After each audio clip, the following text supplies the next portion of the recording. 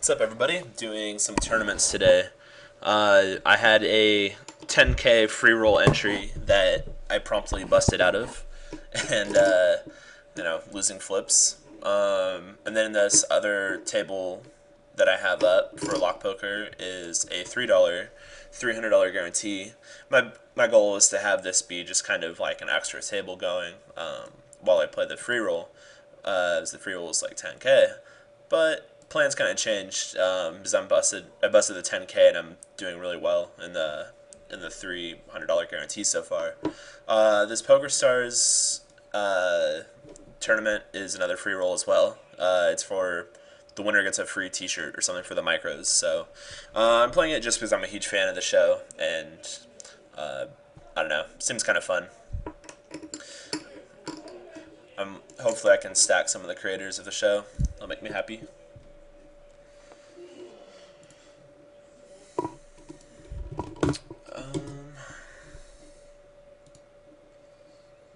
So I guess let me go ahead and change some stuff really quick. Let's see. I guess for tournaments I can go ahead and down here say I'm 22nd out of 94 players, which is pretty good start.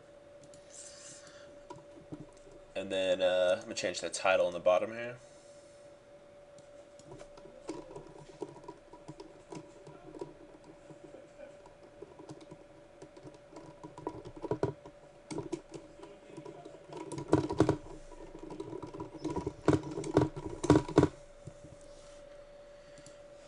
Okay.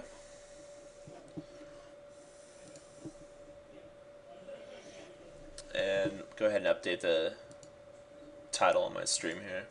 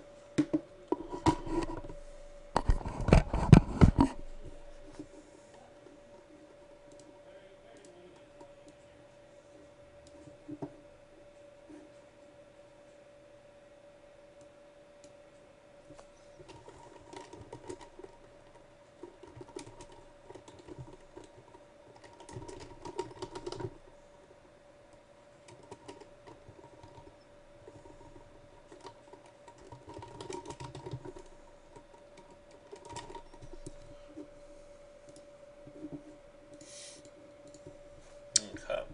So I have all the titles and everything set up. I guess for now I'll just be grinding it out. On this $300 guarantee on my right, Gutsy guy seems kind of fishy so far. He's just making really big bet sizes and just being kind of goofy, and he's got a huge stack, so it's going to be kind of annoying. Probably just going to have to wait for solid hands versus him, unfortunately.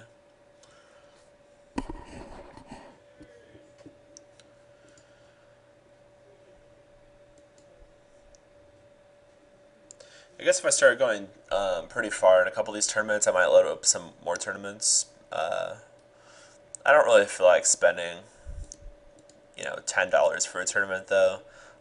So right now I'm building my bankroll.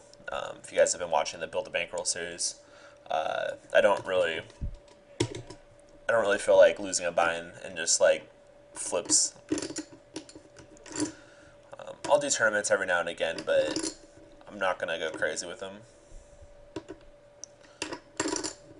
So on the free roll, obviously we'll open up with tens. It's a strong hand. Gonna go ahead and c-bet here.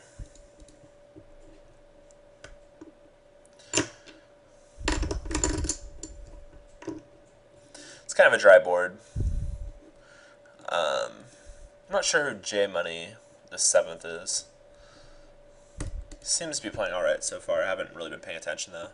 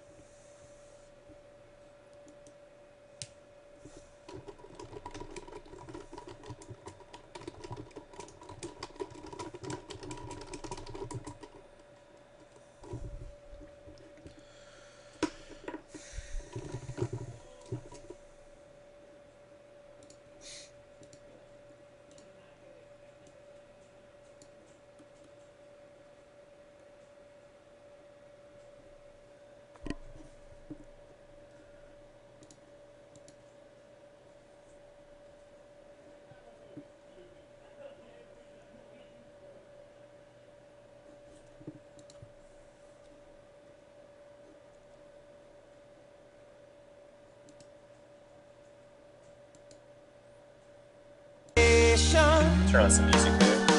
If you really wanna know where you I don't have can much to say in find holding me, up tournaments. It's basically just folding I'll until be you have minutes. unwinding. Down in the islands, you should lose track of your timing. Grab a drink beside me.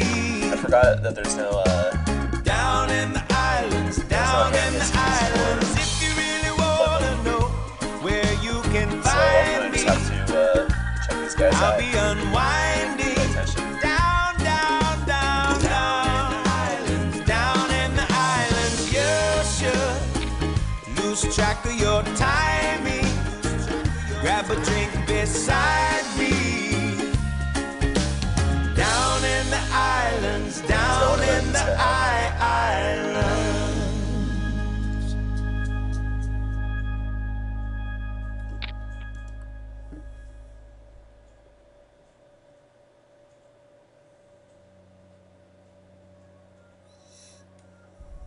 Oh, we got a big pot on the right.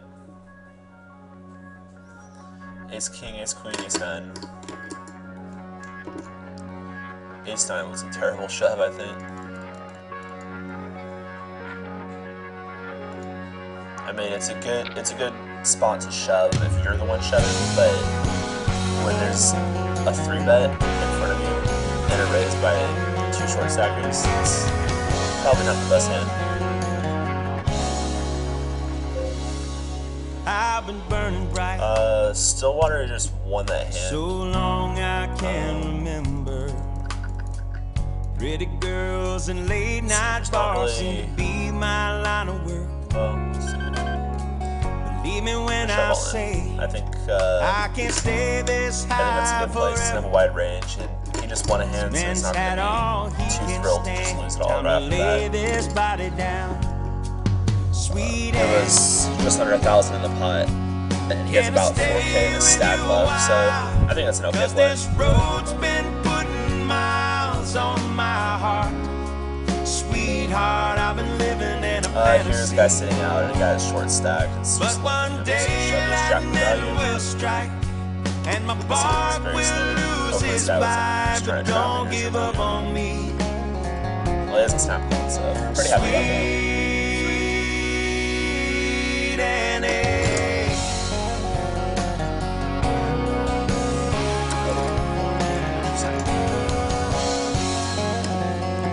Apparently people went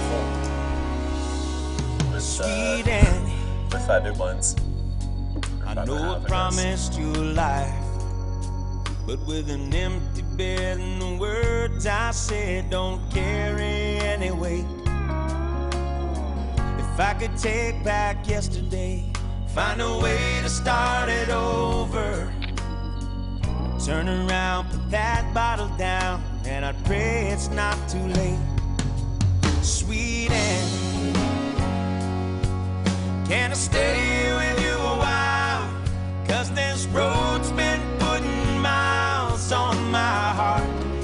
Sweetheart, I've been living in a fantasy, but one day lightning will strike, and my bark will lose its bite. But don't give up on me.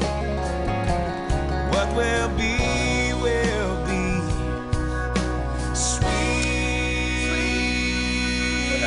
Annie, turn out the lights, these hands long to hold you, fall all over you, all over again. So, Come a little closer so I can show you my heart still beats fast for you, all over and over again.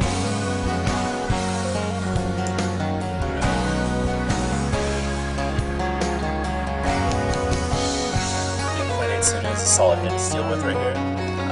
Just ball seems kind of passive, so I doubt it's going to shove that much, especially when we just want to play that. We'll definitely call wise. It's kind of fish.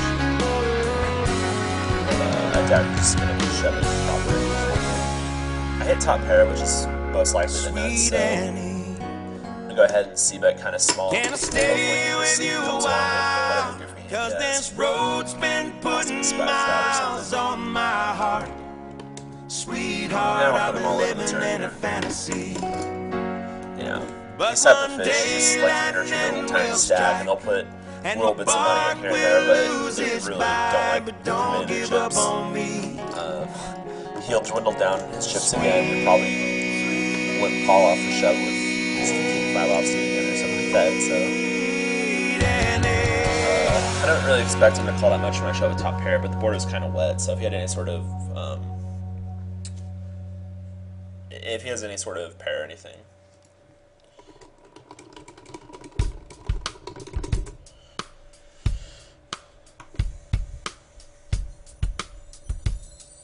I don't know how much more of this that I can take.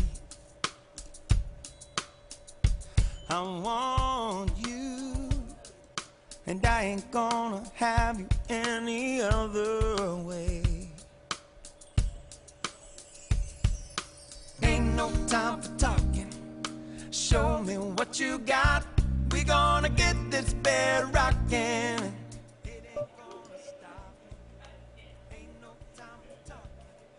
Here we go. Got queens.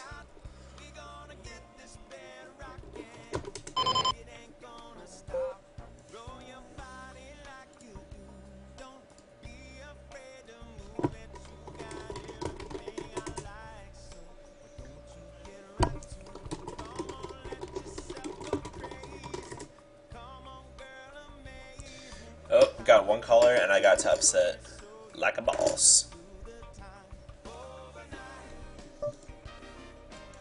He tank chucks.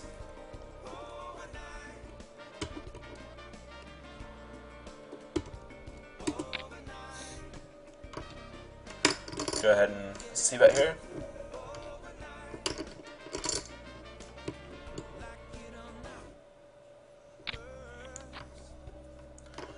I have the second nuts.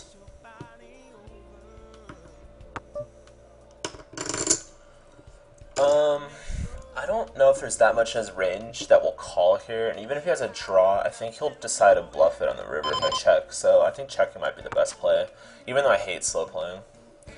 So now the flush comes in, and I just hope he's going to have something like, I don't know, full house or flush. If he has a flush here, he's probably not folding, so I'm just going to go ahead and raise it pretty big.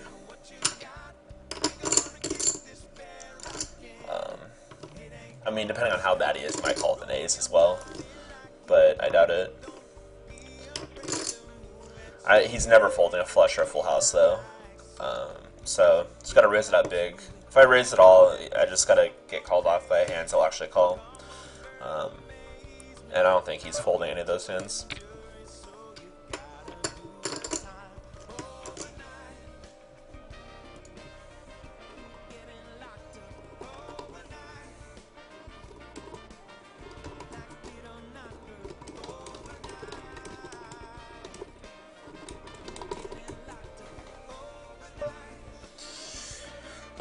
I get min 3-bet.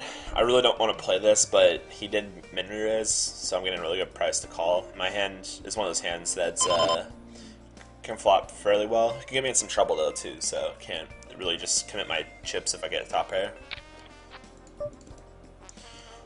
This is a good flop for me to just check fold. I'd much rather have this flop than like king 3 deuce or something. Ideally, it would be like jack 10-4 with 2 diamonds, but you can't always get what you want, as the Rolling Stones once said.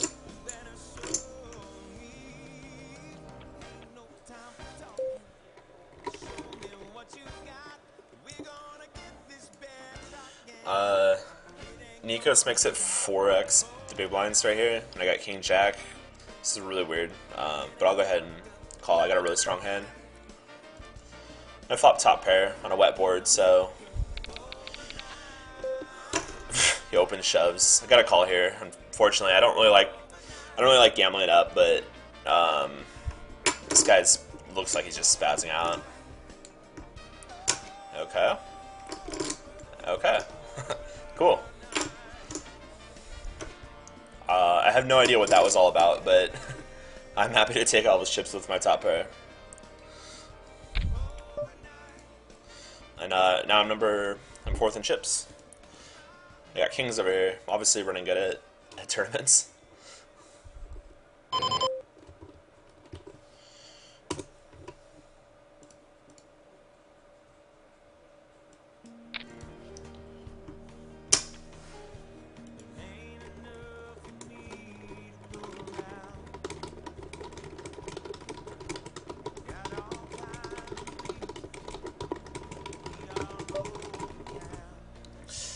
This flop really sucks for me. It's going to be hard to get value, and don't really want to turn kings into a bluff. I got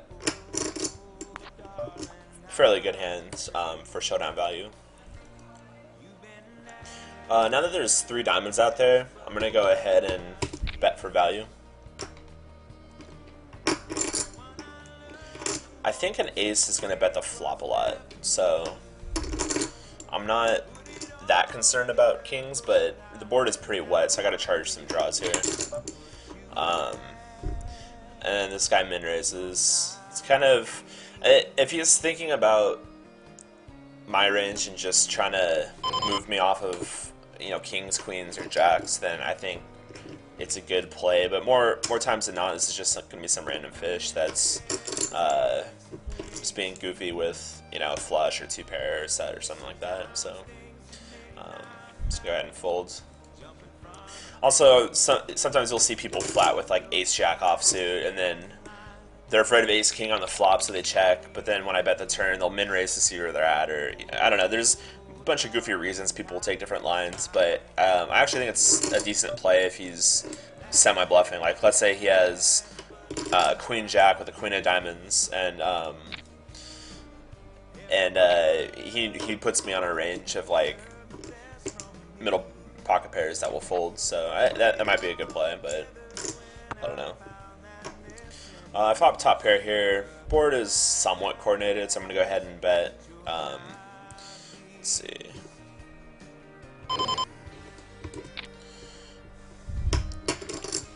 Make a solid size bet. I think I'll get peeled a decent amount here. Any pair, some draws.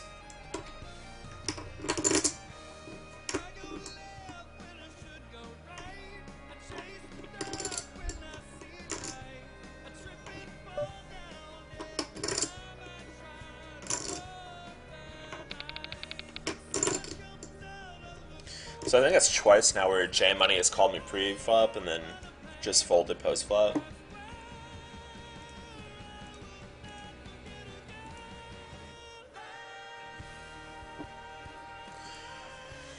Oh, let me go ahead and update my little,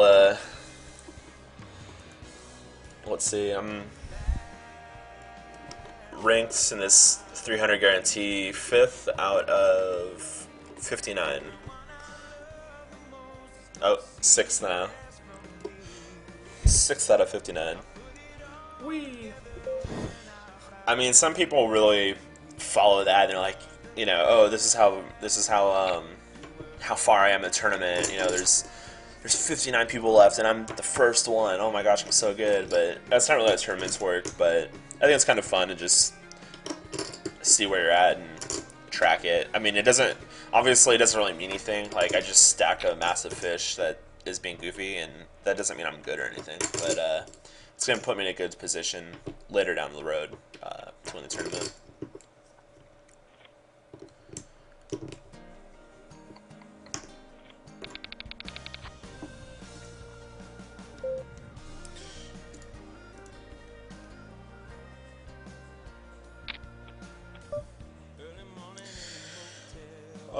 We got an under the gun razor. I'm gonna try to flop a set here. I'm getting decent implied odds to flop a set since we're deep enough, and there's people behind me that might call with goofy hands. This right hand table, I'm a deep stack, so I'm gonna be raising a little wider in all the positions. Just try to steal some blinds. And I mean, King Jack is a decent hand in its own right. You know, I can flop a king or a jack, but can also steal some pots as well. I got a gut shot here, but there's two players and the board is fairly coordinated, so I'm just gonna completely give up with King Jack. Hopefully, get my free card. I don't. Just gonna go ahead and check it down. I doubt anyone has an ace, but I can't really do anything, unfortunately.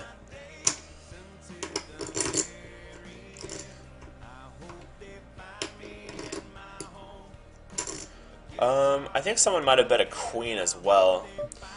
So I'm actually going to do something goofy here. I'm going to go ahead and overbet the pot. Try to represent a queen. Basically, I think everyone's just going to have either under pairs or air. While I do have the nut air, I do have fold equity from pairs, lower pairs. And I think I give myself a pretty good price when I bet like a little over pot there. It's kind of an unorthodox play, but people obviously didn't have anything there, and I didn't want to bet like 3/4 pot because I feel like a fish will just call with like 8-9 or something there. But I was pretty sure people didn't really have anything strong, so I felt if I did a slide over bet, it'd give me a little less or a little less of a good price for bluffing, but I think the amount of folds I get is going to be much higher. So we have queen high getting in with pocket fours and a queen binks on the turn, so that was interesting.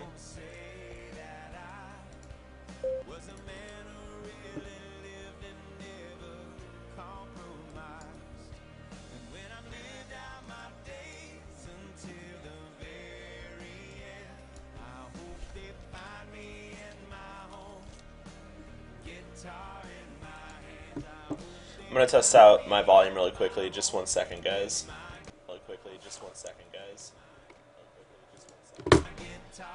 Yeah. Okay. So I like the volume levels here.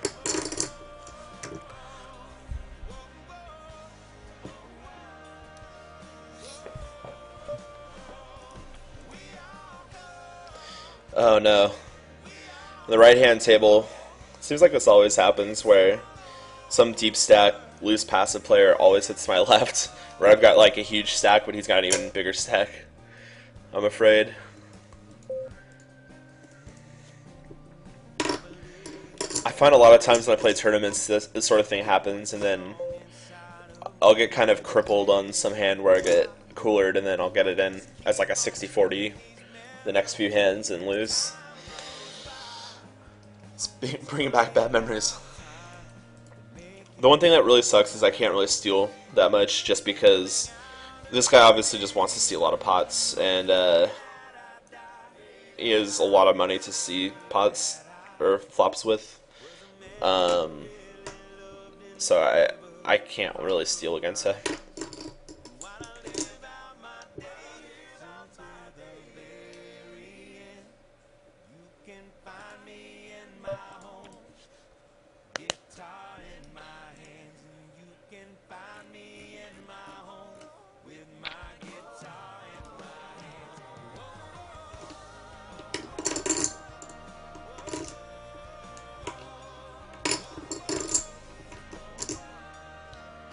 So for the right-hand tournament, I need to get in the top 27 places to get paid.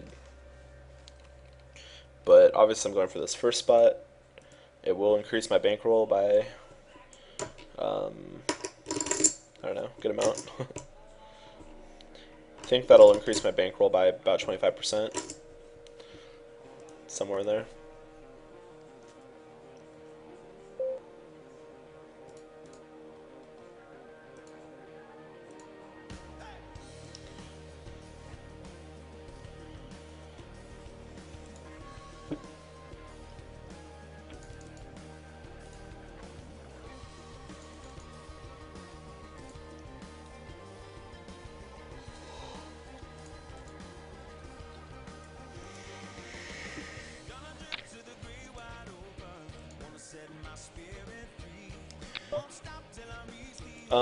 This free roll, this guy was sitting out, so I think there's going to be a lot of steals here. So I think 3-betting is not a bad play.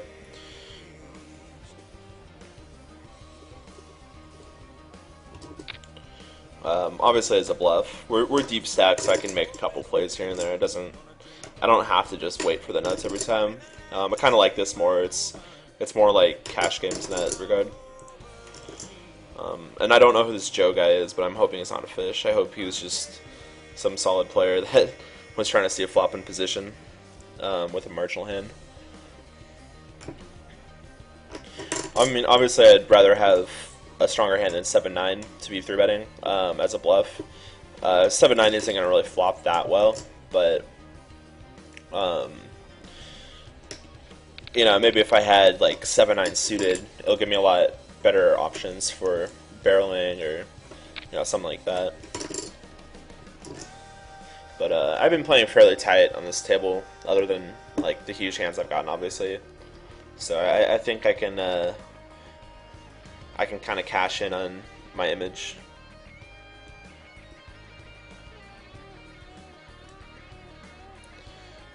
Here's another spot which I think will be okay to 3-bet, because I'm in position and this guy makes such a little tiny ISO raise to a limp. The thing is, I just 3-bet, and one or both of these guys looks kind of fishy, so... Oh man. So we got a flush draw versus an overpair versus an open ender.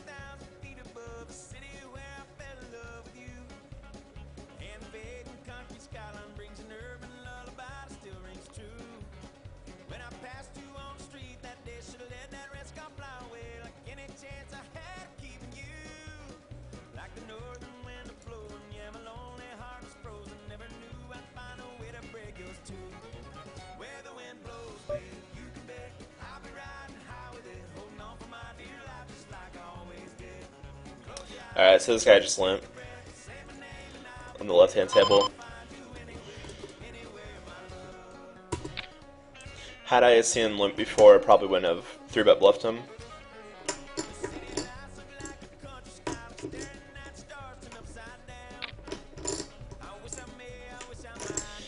This guy shoves all in, and I mean, this is obviously a good spot since I'm isolating wide, but I'm getting such a great price, gotta call. 8, Queen, Jack, King. Bink? Nope. Well, he faded a ton of outs somehow. Nice hand.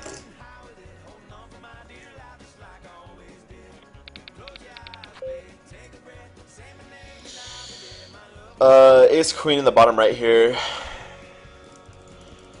Gonna go ahead and raise. I just hate raising out of position with Ace King because fish love to just like limp call, and then I gotta play post flop with short stacks. I'm not very strong with that since I'm usually a cash game player. I'll have deeper stacks and I can do more stuff. Also, I can do some plays and just rebuy if it doesn't work out. Whereas tournaments, it doesn't really work that way.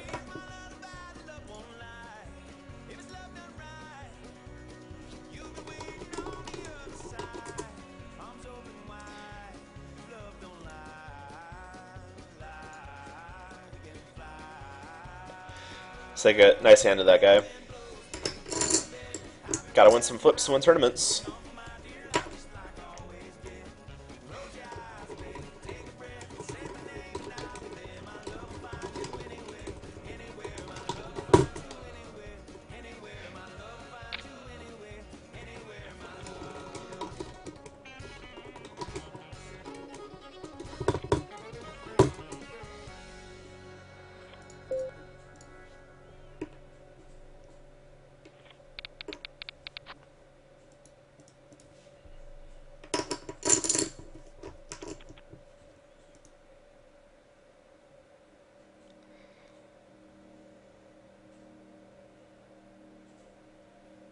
We got a lot of people from the States playing this tournament.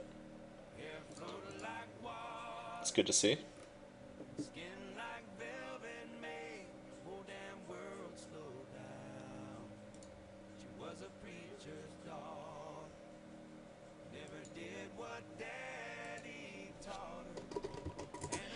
There we go. Got queens.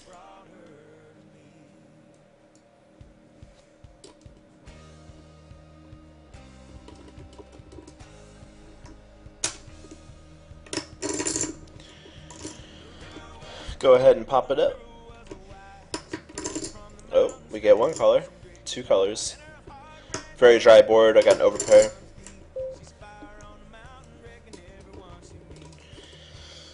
Gonna make a pretty standard c-bet here. Hopefully no one flopped a set on me.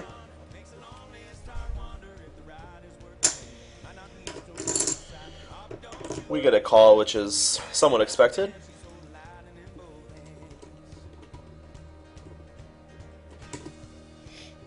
Go ahead and barrel again.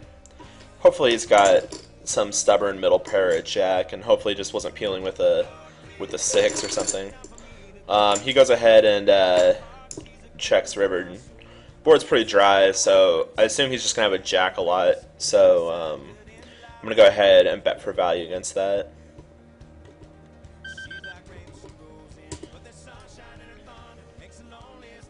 Oh God. I just got owned by that guy. That's a little frustrating. Here I got aces, so go ahead and pop this guy up.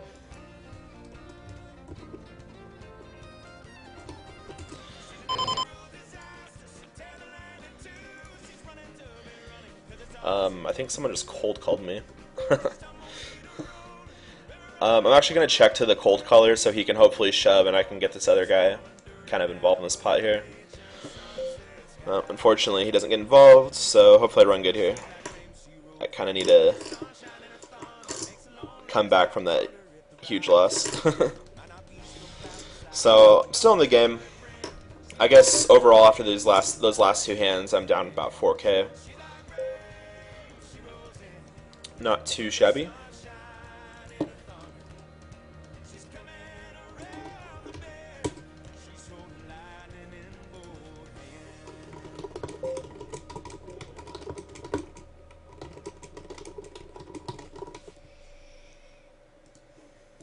I got top pair here. We've also got this other guy who so far appears to flat big hands, so I think I gotta c-bet this for value.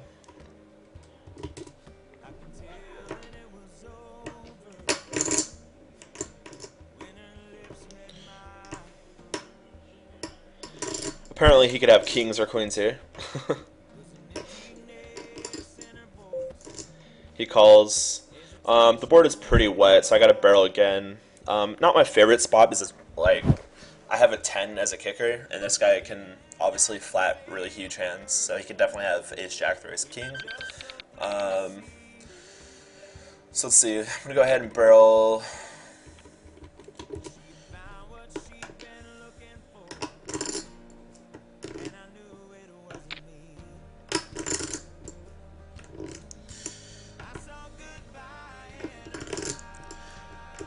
The river might be kind of gross though. Depending on what it is, I'm not sure what I would do. Maybe check call.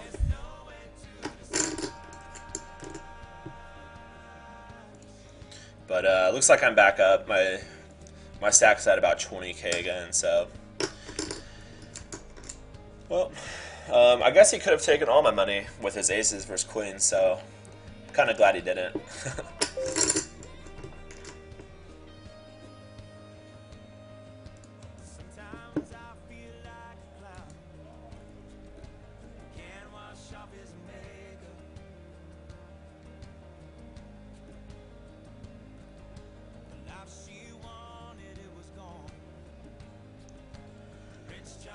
Yeah, so I got 3-bet here. It's just going to be a fold, unfortunately. Yeah, there's a lot of really fishy play in this tournament, so I'm glad that I'm deep enough to where I can kind of play back with these guys and properly isolate them and stuff like that. But when I hit a streak of bad luck, I don't have to just leave like the 10K guarantee did.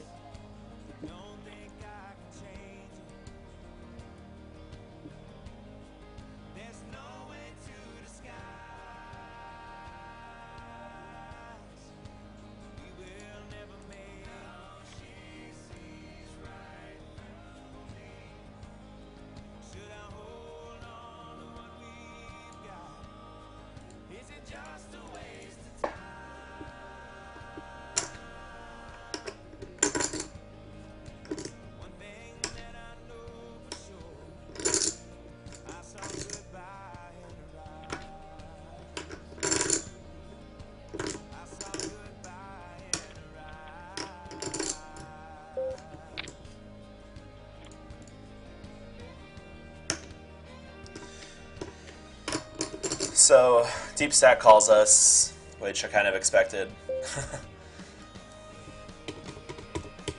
Gonna go ahead and c-bet this flop. I got an open ender.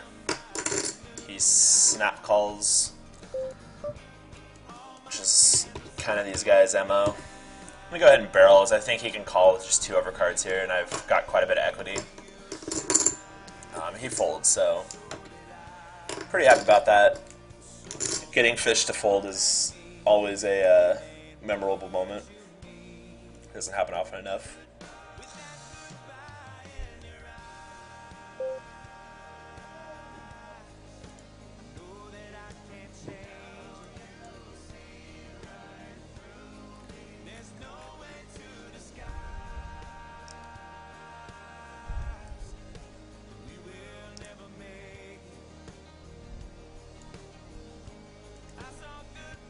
Oh.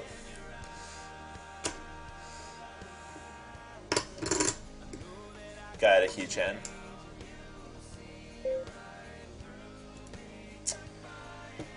Really want to raise ace deuce, but I got so many fish to my left that I don't really feel like playing out of position. Of course, the people I was afraid of went ahead and folded, so it might have worked that time, but overall it's just not a good play, I don't think. It's not cash games where I can barrel and stuff too often. I can pretty easily triple barrel all in.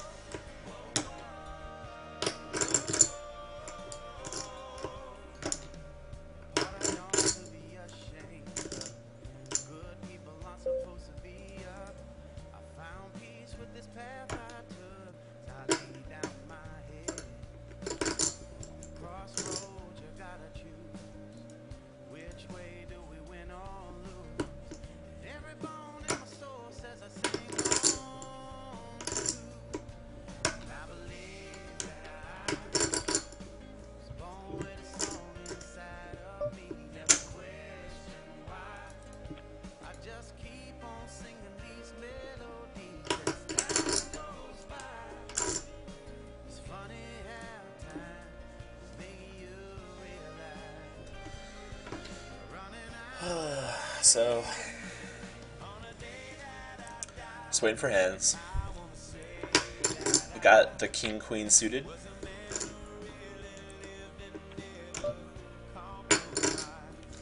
I have no idea who this techno poker guy is, but let's see what happens.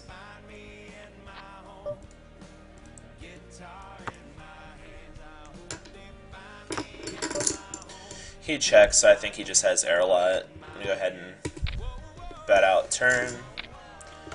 He calls, and there's a queen on the river, so I'm gonna go ahead and bet for some value here. I think his hand's gonna be very weak, so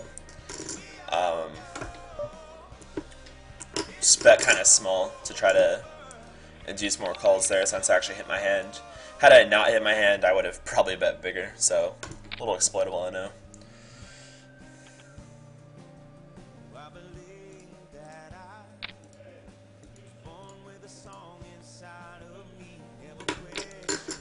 I also find that fish love to just peel ace king, ace queen in those spots. Unluckily for him, he got kind of sucked out on the flop. Well, I guess if you can call that a suck out, but he stacks off nonetheless. Seems pretty bad, but whatever. It's a free roll. Kind of glad that he's out of it now because I really want to play this guy on the button who's sitting out. I can just steal against him quite a bit. Here's actually a pretty good spot to go ahead and re-steal. Or 3-bet squeeze as a bluff. There's a lot of money in the pot, so I think for him, he's going to have to put me all in or fold. And I think folding is going to be it most of the time. I don't really have to worry about people behind me too much just because one of the guys is sitting out. And unfortunately, the guy just back raise shoves all in. So I don't know. I guess it's a free roll, so people are just going to be like, you know, screw it. I got pocket fours. I'm all in. I was hoping that hands like that would fold, but now the more I think about it, it's kind of retarded.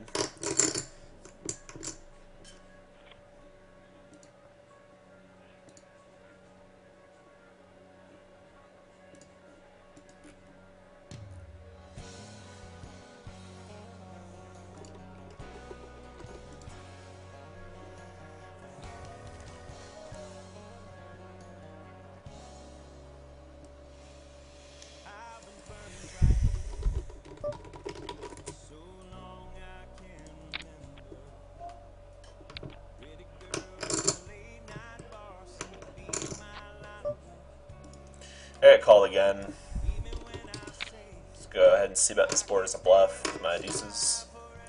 Board's pretty dry, so I don't expect him to come along too much. Go ahead and barrel this turn as well. I think he's going to fold unless he has a flush or a queen, which he can have a lot of hands, so I don't really mind barreling that flop, but I think he's going to have a lot of like middle pairs and stuff.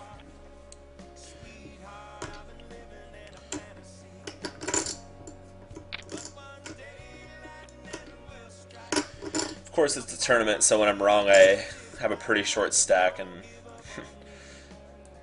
not too happy about it, but whatever.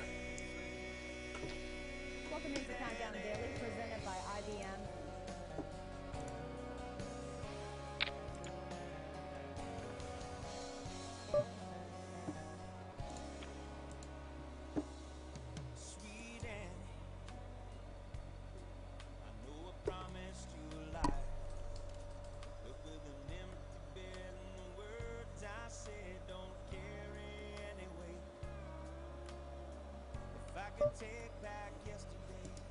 I've got king or ace queen here.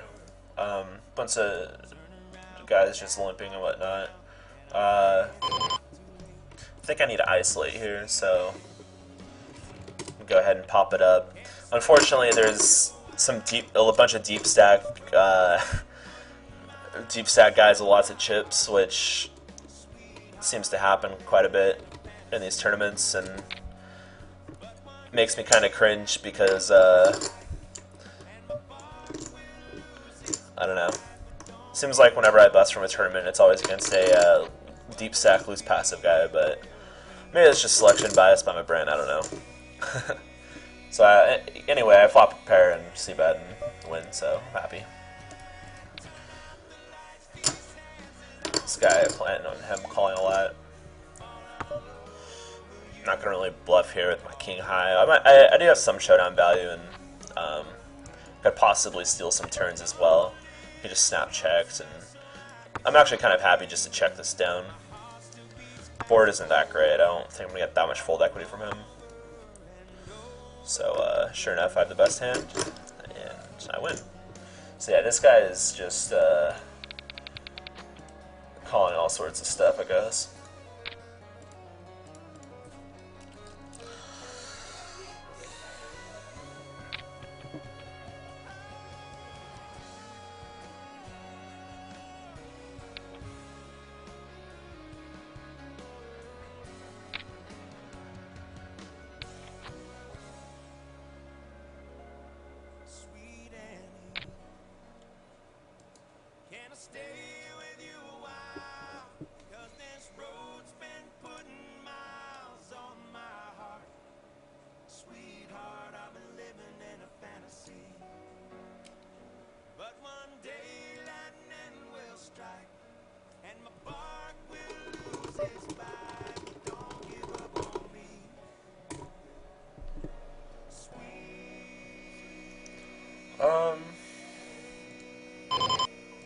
I don't mind flatting with pocket fours here. There's some fish to my left, so get some more money in that pot.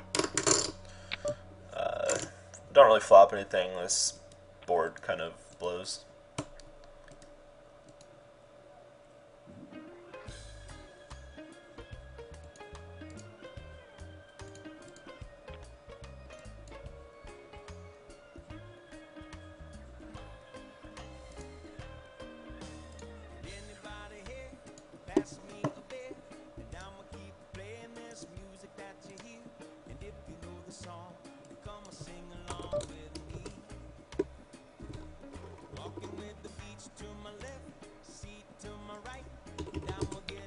Go ahead and pop up with queens. Got the fish to call, so it's good so far.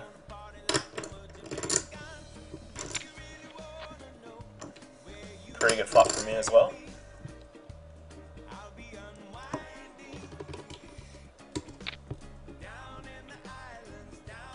Hopefully I can get some ace high calls or some lower pairs.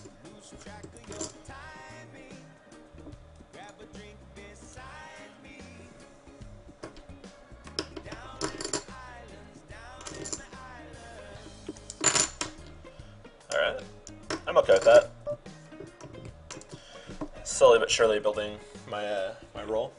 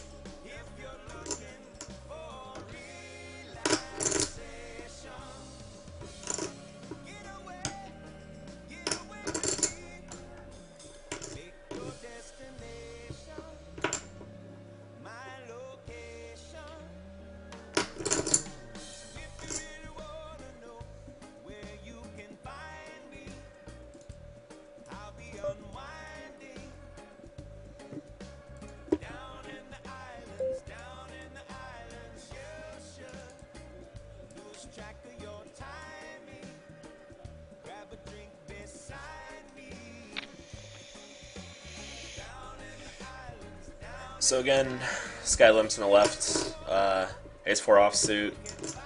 Not super thrilled about it, but if I put in 75 cents or $75, it's basically heads up as the one guy's sitting out. So down to see some flops with my ace high. This guy's just turbo checking it. I'll peel once. I think he's gonna have a decent amount of bluffs in his range. It's hoping he would continue. Let's see what he has here. Oh, that's right. I can't see what he has.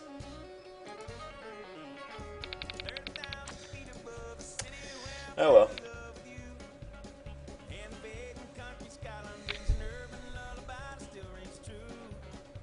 Oh, what happened here? We had a raise and a re-raise all in. Okay.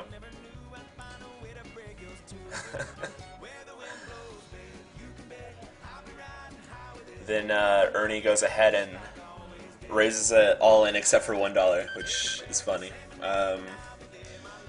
He just lost his hand. He might be kind of tilted, so I'm actually going to call here with ace-jack, and I flop the effective nuts.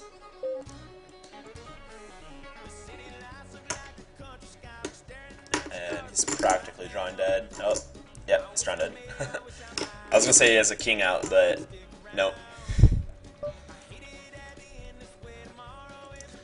Wow, running good. Got kings here.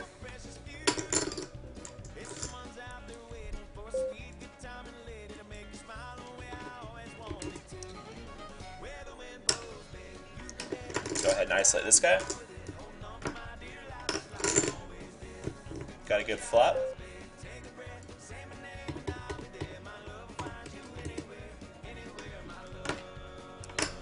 And he folds, so I'm alright with that. I now have more money than the guy directly to my left, but the one guy who slow played with his aces pre-flop against my queens has slightly more than me still, but I'm in a pretty good position right now.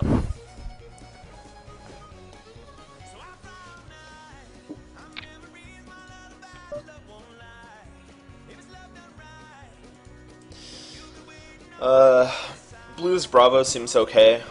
I wish it was deeper, like a cash games I would call. Like my instinct was to call, but then I looked at his stack and realized that it's pretty bad.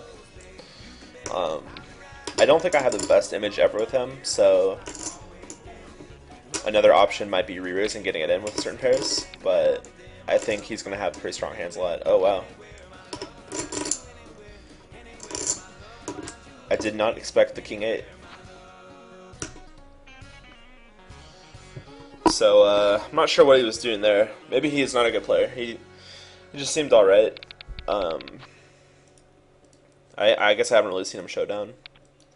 But, yeah, that was pretty terrible.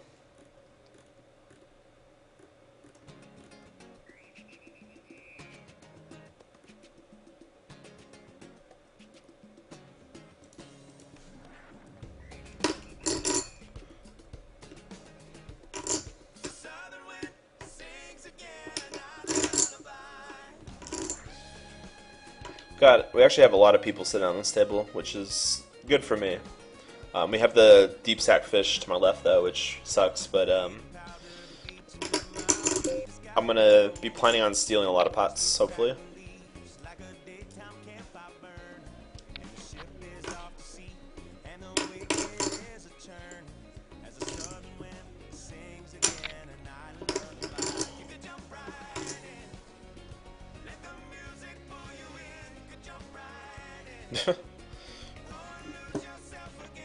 What guy just goes ahead and donks out on the board?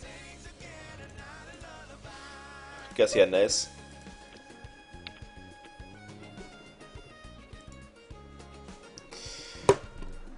Hey, what's up? Levy below 927. I just checked Twitch, so hopefully you weren't waiting for too long.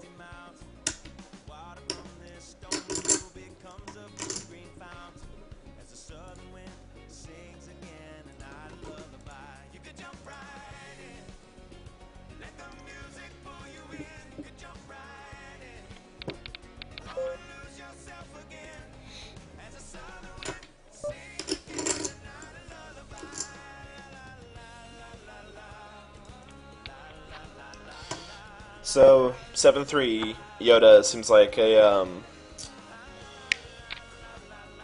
he might be a rig. He keeps trying to isolate the fish and seems to be playing fairly well. So if I was shorter, that might have been a good spot to cold or 3-bet shove, but.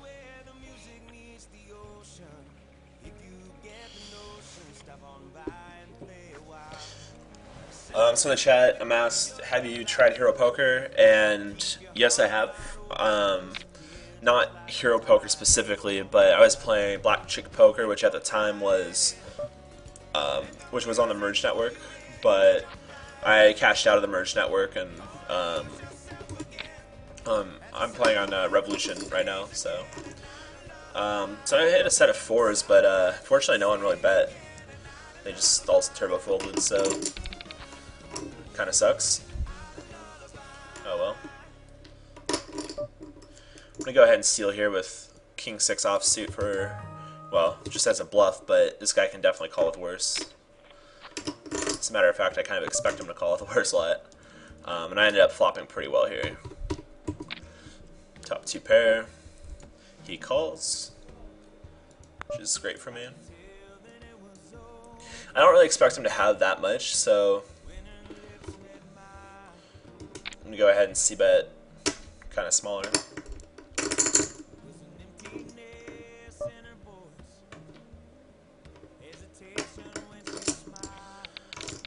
And I win.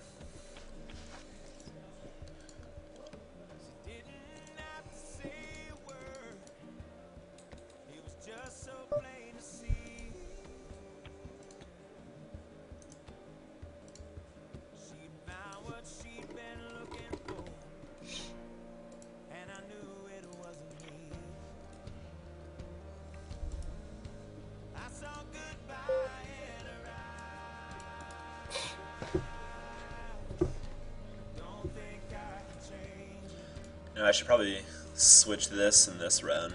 It's a little less confusing. The micros free roll was 106 people, and $300 guarantee. There were 239 people, but we're getting to the final 3 tables almost.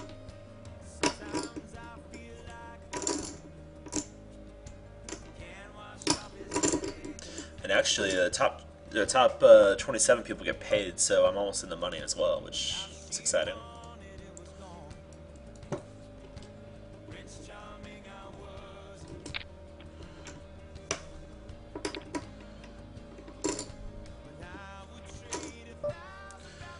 Continue to flop top pair like a champ.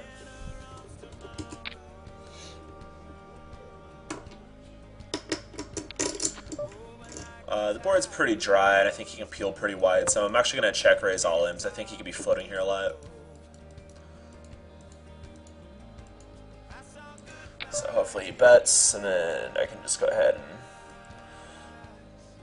and... he makes it a really small amount, which is kind of frustrating. So go ahead and shove. He snap calls. Ah, shit. Well, must be nice. So, I'm out of that tournament. I don't know what that was.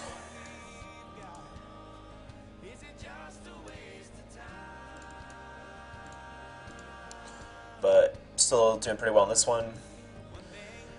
It's kind of disappointing that I hit top pair, top kicker, fairly wet board, and he has a set, so I think I played it well, though. Just kind of the way tournaments go is kind of just have to get your money in as best as you can, and if you're wrong, you can't really rebuy or anything.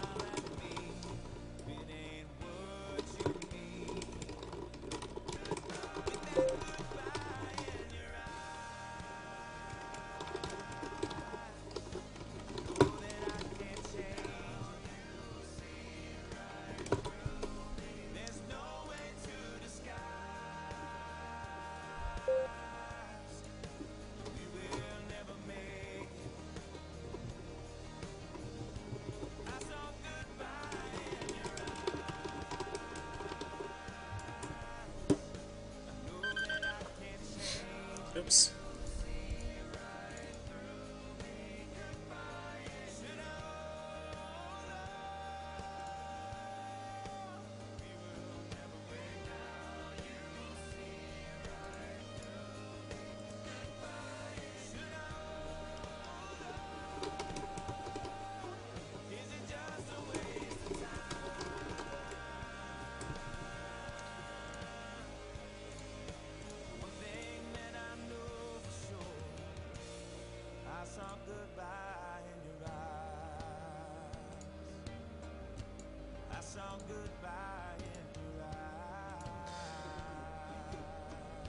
So apparently, Levy below is saying that they've heard that the random number generator isn't really random. Well, I mean, obviously, like, random number generators aren't truly random by nature. Like, mathematicians have never figured out how to make a truly random number generator. But they can simulate it pretty well. Like, they can have big complex formulas that are based off of, like, ocean tides or the, wherever electrons appear, just like random little ways like that. And they've got it down pretty good, like pretty unsolvable. And I mean, ever since online poker has been, started, there have been people saying that it's rigged and et cetera, et cetera. And usually the people that say that are people that are just losing and they don't understand how poker works.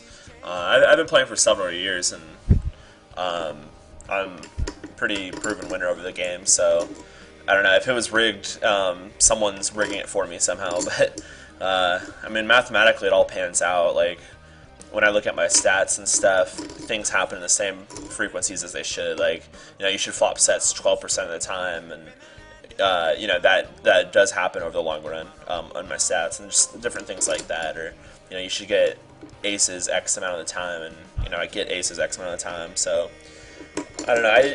I tend to not believe people when they say that poker's rigged. I mean, if there's like a really reliable source, I'll tend to believe it a little bit more. And I'm open to the possibilities that some sites, like really small sites, might have super user accounts and stuff like that. I mean, because that has happened before with Ultimate Bet. But when stuff like that happens, it's fairly obvious. Like, that's how they found out with Ultimate Bet, is when people were playing against like the guy who created a super user account. It was pretty obvious. It's like, okay, there's no way that someone could be doing that with that hand, and so it really sticks out. And then you can look at stats and be like, okay, well, this guy's winning 70% of pots or whatever, whereas they should only be winning this percentage. And I mean, it's usually pretty obvious.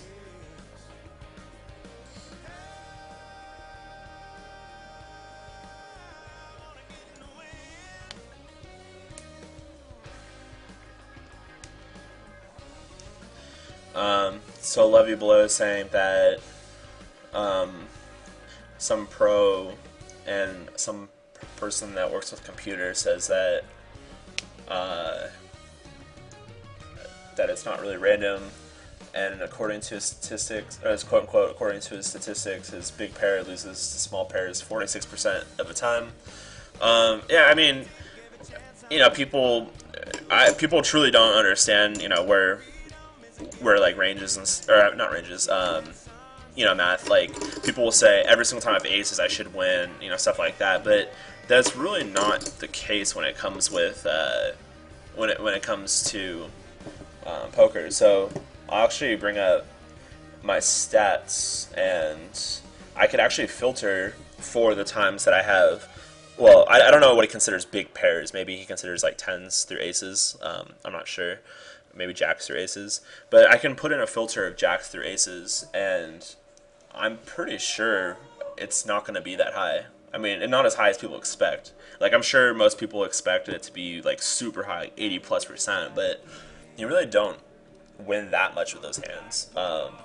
The thing is, when you do win, you win a lot, and when you lose, you try to mitigate those losses. So obviously, if you're playing cash game and a guy's like raising you and trying to get it all in, you can put them on a set or two pairs some of the time. So it doesn't always mean that you have to just stack off with aces, but aces are a pretty nice hand in general, just because it's such a strong one pair hand. But it is a one pair hand. It's not that strong in general. So I'll play around with this for a little bit and see. I'll go ahead and filter out those hands. Just gotta figure out how to do this.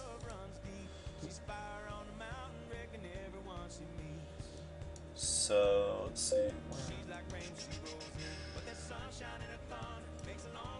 I can see a free flop with deuces. This guy's limping on the button, which seems terrible.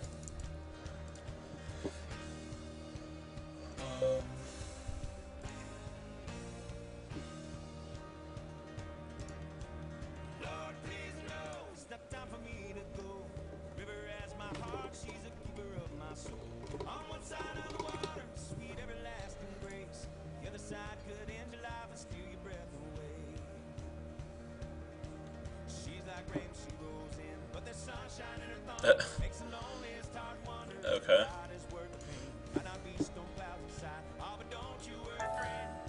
Sorry, I'm loading up filters in my database, so it's going to take a little while.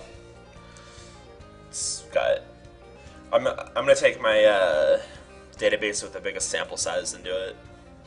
That way, there's less room for variance or deviation.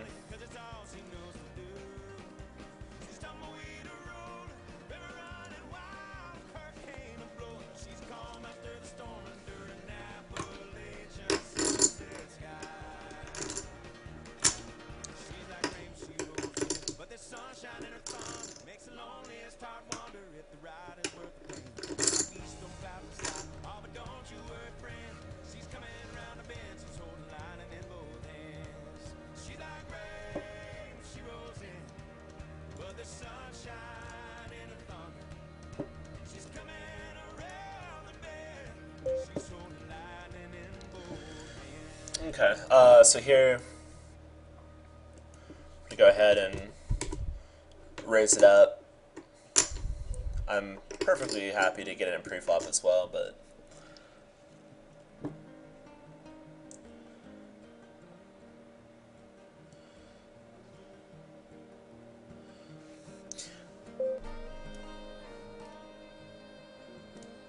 see a flop in position with fives. Try to hit a set. I mean, I'm in position, so I can also steal it sometimes, but with this lineup, I'm not too thrilled about stealing pots because I don't think they can fold. Okay, so let's see.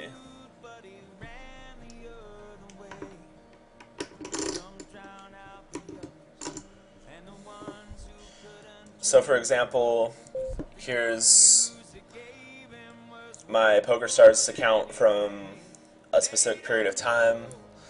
I'm up $15,000, a little under $15,000 in winnings, and that's not including rake back or anything, or bonuses. So go ahead and click more filters. Oops. This screen's kind of messed up. I gotta put on my second monitor, sorry. I'll bring it back once I have it up though. Just 1 second. Let's see, more filters. I'm gonna say hand value. Or no, not hand value, whole cards. And let's just say jacks through aces. So select none, jacks, queens, kings, aces, okay.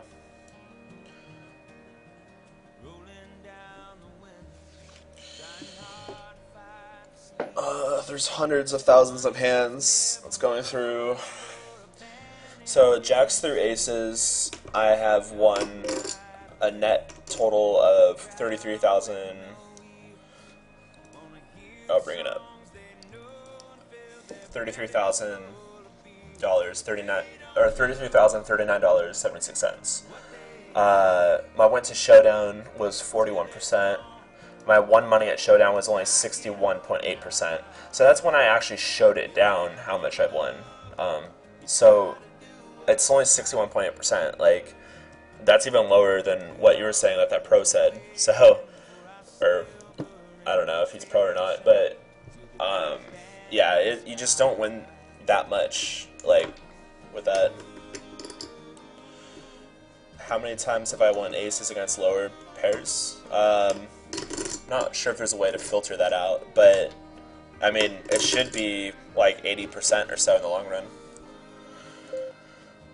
I mean, it's not that. I mean, it's 80% is a decent amount of equity, but it's very possible to run that multiple times and have them win a majority of the time over a short sample size. But this is over like 700,000 hands. Over 700,000 hands, it's pretty hard to win 20% equity that many times.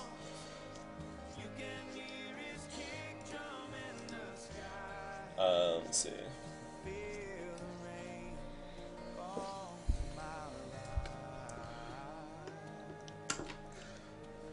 Let me see if I can find a filter for that more specifically. So I got kings here, which is awesome, obviously. 2,000. There we go.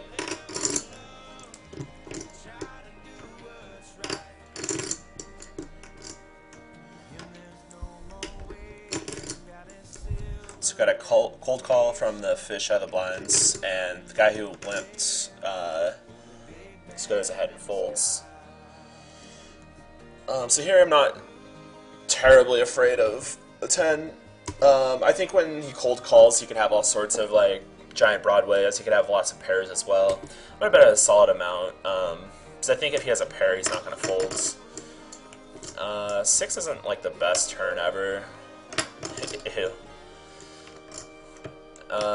The thing is, I don't think he's gonna play a 6 or a 10 like this.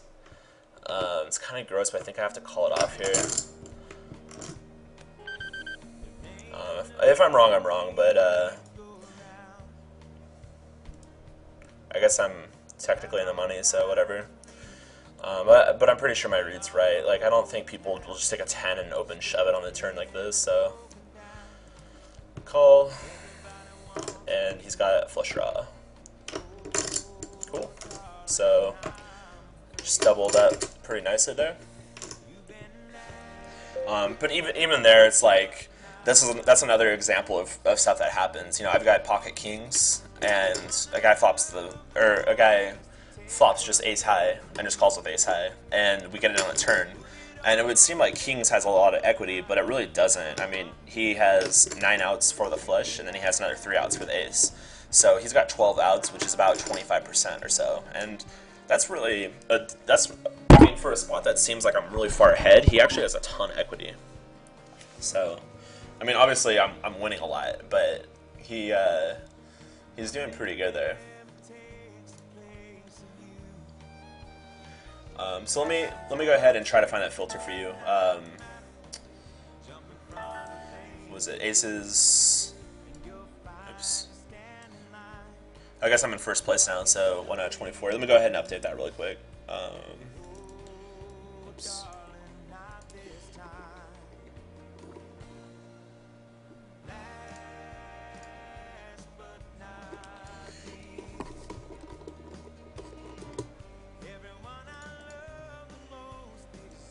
Okay, and then, yeah.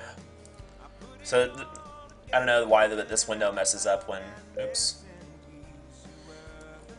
Wow. So, there we go. No.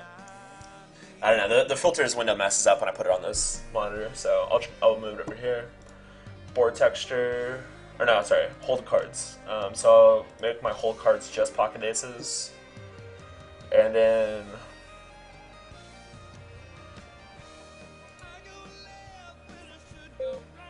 trying to figure out if I can set my opponent's range, because I don't always know my opponent's range. And also, it's kind of a weird question too.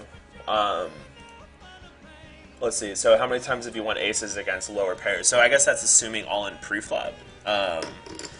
Where I guess lower pairs are actually a lot better than aces in some ways because you can flop lower sets and people overvalue aces. So I don't know, sometimes like if you're in a big multi-way pot in position, you might actually want to have something like pocket sevens rather than pocket aces.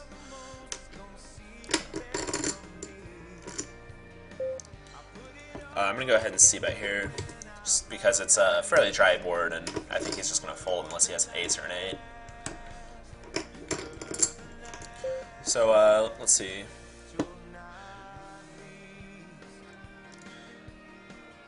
Still trying to find that filter for you. 1 second. Void texture and values.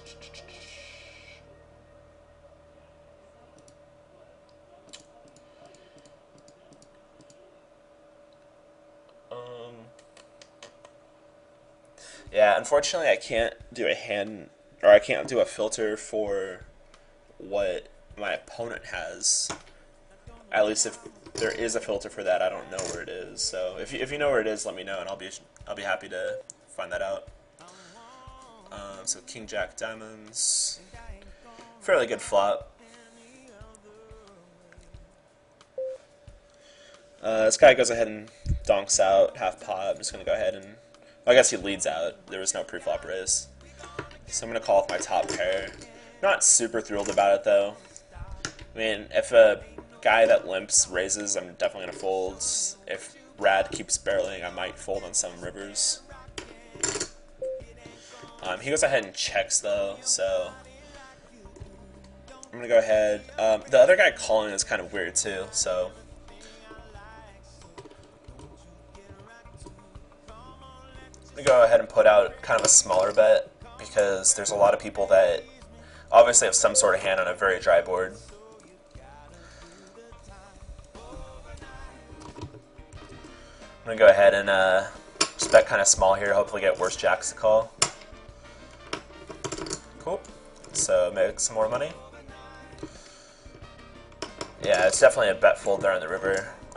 I don't think I could have. There's not that many hands that I beat though, so I can't really make like a huge bet. I'm just betting kind of small just to get looked at by really weak hands.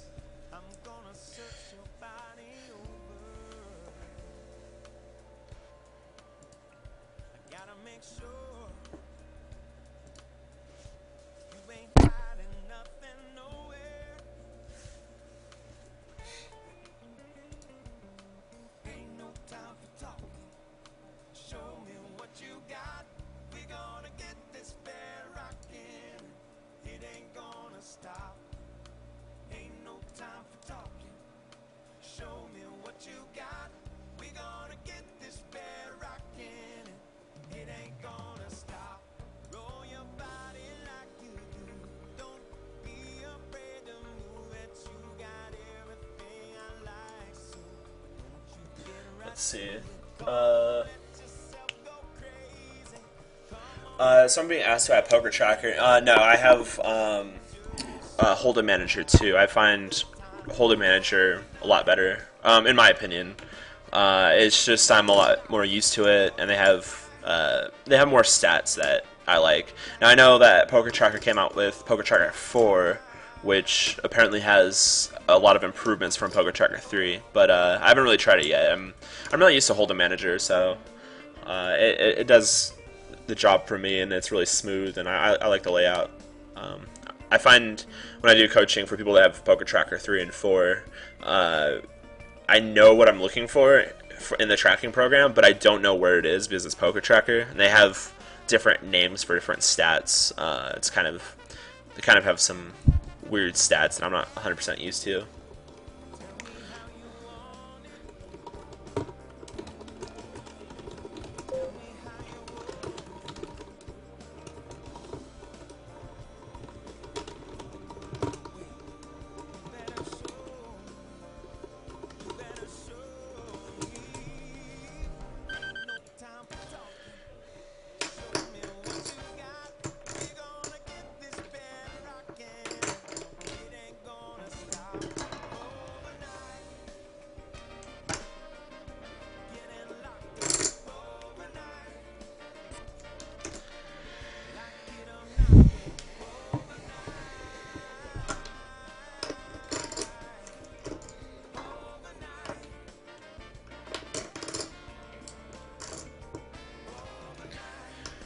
So I'm being asked, what do I do other than poker? Right now, I'm just a student. I took some time off to play poker professionally, or not really professionally. It was my main source of income for like 3 years, but I was more just kind of like traveling around and just being a lazy bum. But I was making pretty good money with poker, so I guess my hobby paid for my lifestyle. But I decided to go back to school and finish it up because I'm in my, I guess, mid-20s now, so got to finish it while I'm still relatively young. So yeah, I'm just finishing school now, but I've started to get mostly back into live poker. A little bit of online poker, like I'm doing my build a bankroll series right now, but nothing too serious. And the major reason for that is because I'm in the U.S. and there's not that many good options for U.S. players for online poker.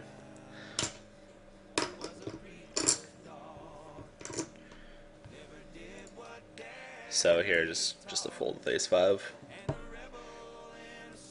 Yeah, I agree. In the chat, you're saying live poker is much easier than online.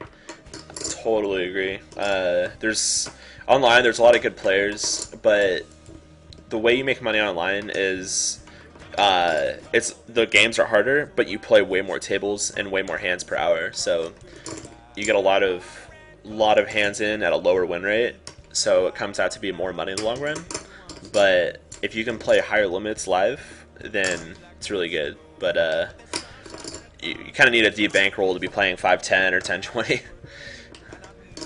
And I don't know about you, but I don't have like 20 or 40 grand laying around, so I'm kind of building a bankroll right now for live poker. I mean, I have a bankroll for like 1-3, and hopefully I can start playing 2-5 by the end of, well, hopefully by the start of summer. But hopefully by the end of summer or the end of next year, I'll have enough to play 5-10 and 10-20.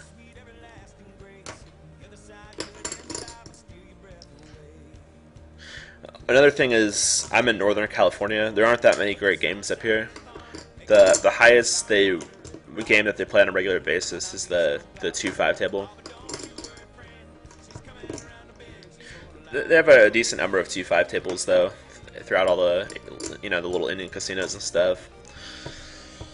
But it's not my favorite.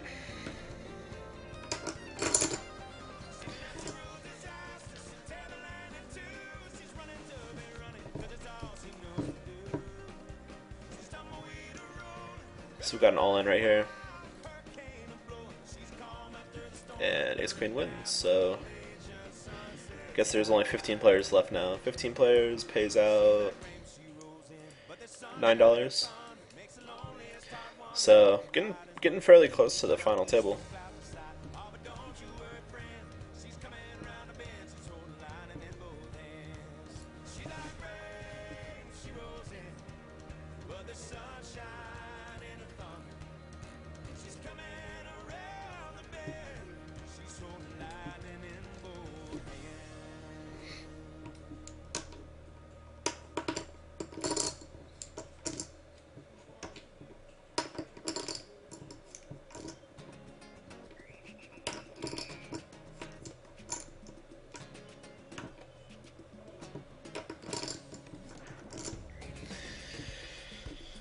I gotta study for my finals tomorrow, otherwise I would load up some more tables. Hopefully I win this tournament, that'd be nice. Doesn't really pay that much, but like I mentioned earlier, I just kind of loaded this table up as a side table for, like, I was mainly focusing on the free roll for the micros, just kind of goofing around, and I figured I'd film it, but it's too boring to play one tables. But oddly enough, I busted that one, and I'm sitting here in first place on the $300 guarantee.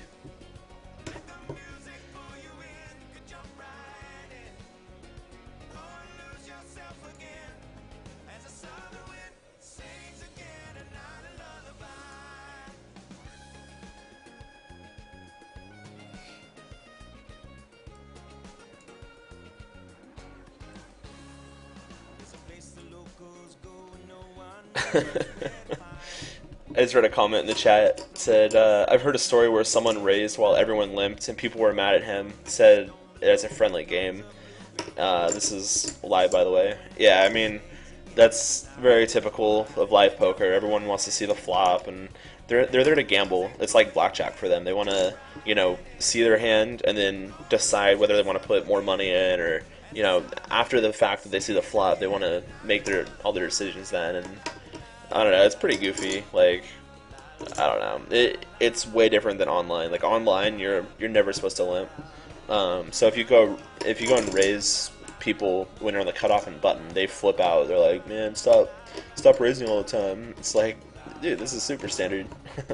But I mean, you make so much money by raising them in position that it'd be ridiculous not to. But yeah, there's definitely, especially older people, they get really mad at me when I'm in the casino. So usually I try to be really nice to everyone, and I kind of pass it off that I'm like this really crazy player, and that way I just get paid off a lot more. But it does get kind of annoying when you raise up and everyone's like, oh, it's that guy that raises, so we'll show him and we'll all call, and then you got to beat like this giant field of 7 people with your ace king or whatever. They'll show up with some random 2-pair and just gotta fold. But at the same time, you can make a lot of money with top pair as well. So, like the last time I went and played live, or not the last time, but the time before that, I stacked this guy with King Jack on a. I'm trying to remember the board. It was like King Queen 4 Rainbow, and I don't know. It's people will play very, very passively, and then when they hit top pair, they're never gonna fold if you're seen as being super aggressive. And I ended up just betting down 3 streets against a guy, and he ended up with King 10, and I scooped him.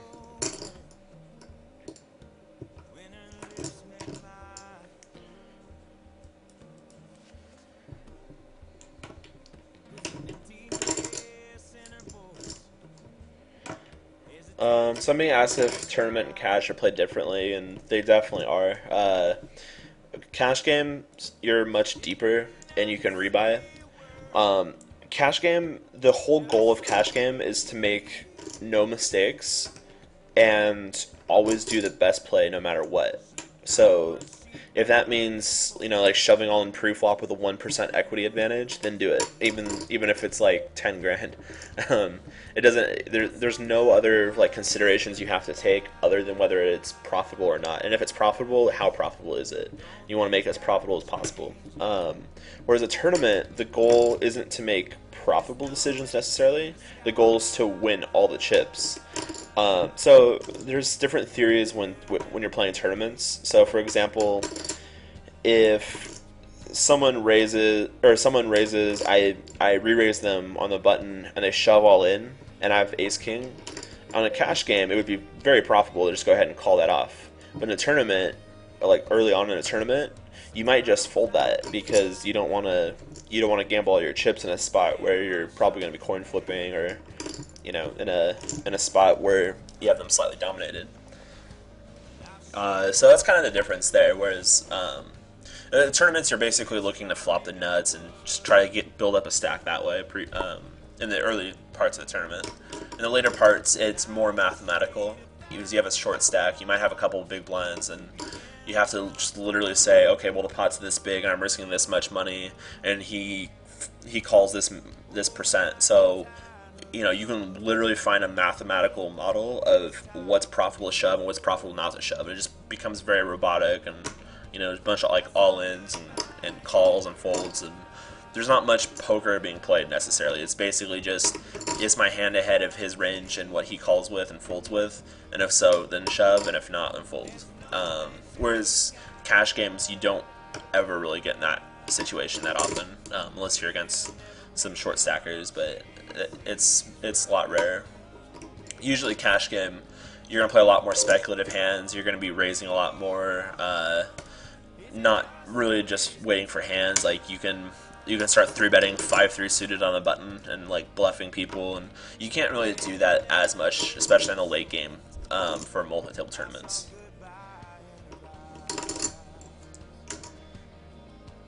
So I'm being asked who's my favorite poker player ever. They're saying Stu Unger.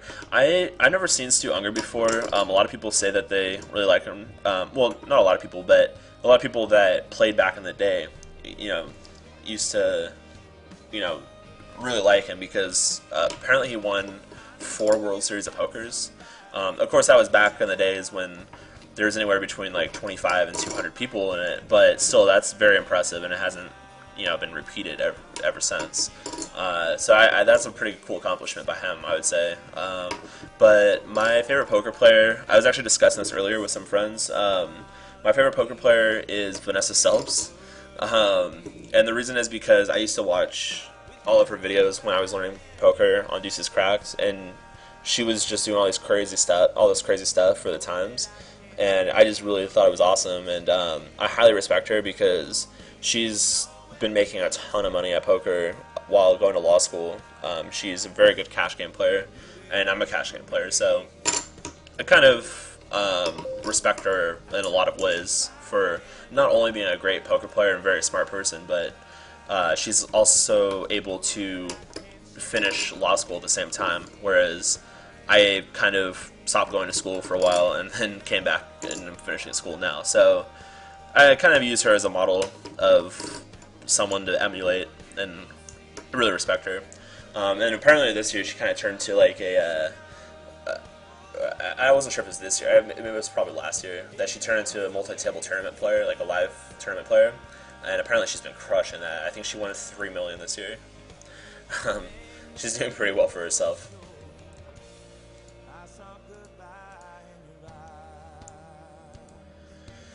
So here I got pocket tens. This guy raises pretty big size. It's going to be a pretty easy all-in right here. And hopefully I hold up against this guy. He calls off pretty fast, and unfortunately he has jacks, which really sucks. So 10, 110. Nope. Oh well. I made the right play. He just had the top of his range. So I'm down to 3rd out of 14 now instead of 1st out of 14. So I'm okay with that. It happens.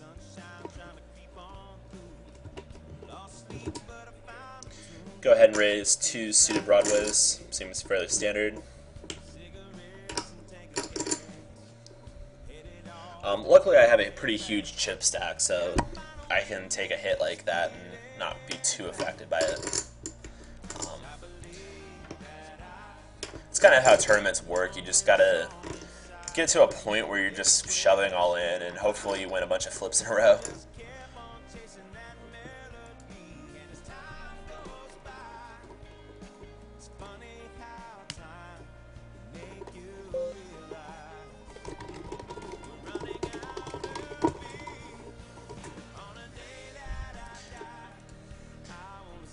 So I'm saying that heard Phil Ivey is broke. Is that true?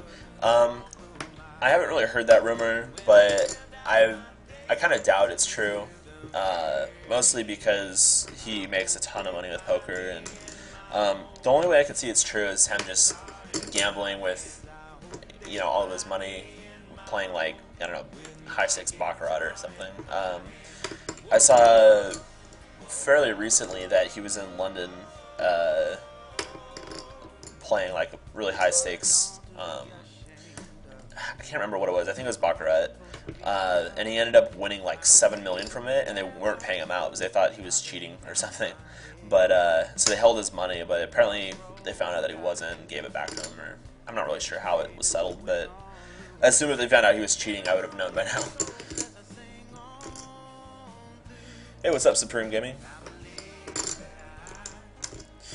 Oh yeah, you know what? I think Phil Ivey was playing craps. I think that was the game he was playing.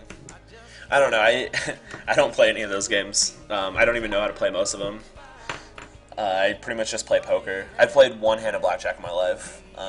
It's when I went to a casino. I made three grand for the night and $5, like $3,005. So I didn't really want to have I had all these hundreds on me, and I didn't want like the $5 bill, so I just put a $5 chip on blackjack, and my goal was to run it up to 100 or bust, and I busted the first hand and was like, alright, not doing that again.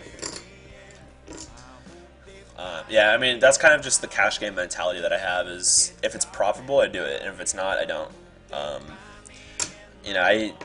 I find poker fun in not a gambling way. I find it more fun in a logical, mathematical sort of way.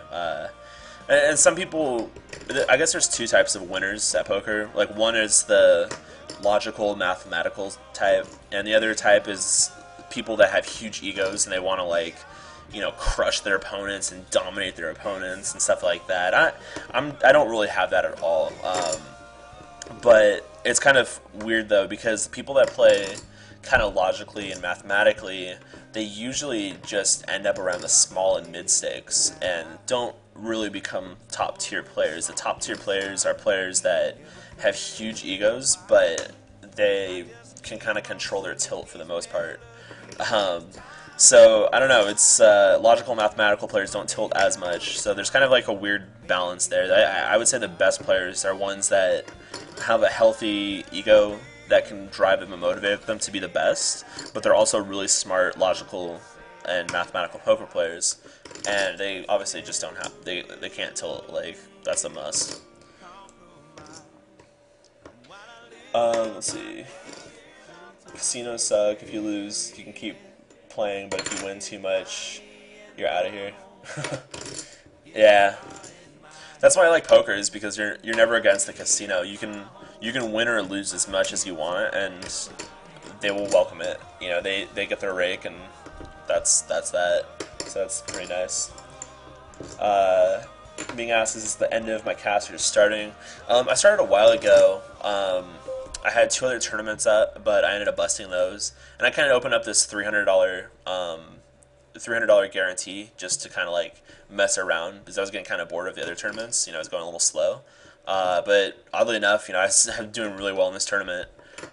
Like right now, I'm second place out of 13 players, and there's 239 left, and they all seem pretty fishy. I think there's a good chance I'll do well in this one. I mean, I'm already in the money by far, but yeah, hopefully I can take this one down. Hey, what's up, Tom Plotch? I hope I'm saying that right.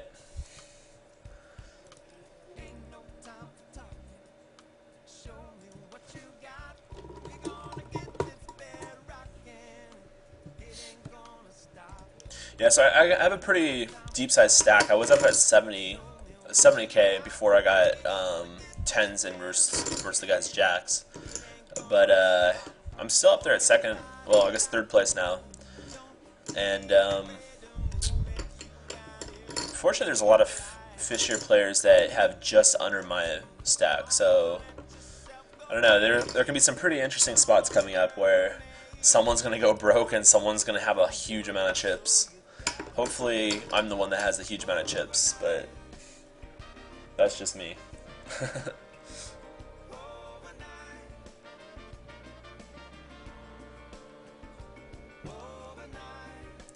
Guess I can make this a little bit bigger.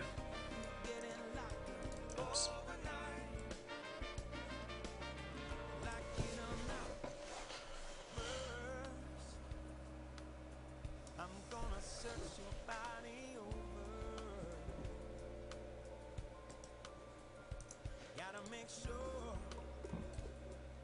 Yeah, it's just a typical tournament though. Just kind of chilling out and waiting for hands, and hopefully I run good.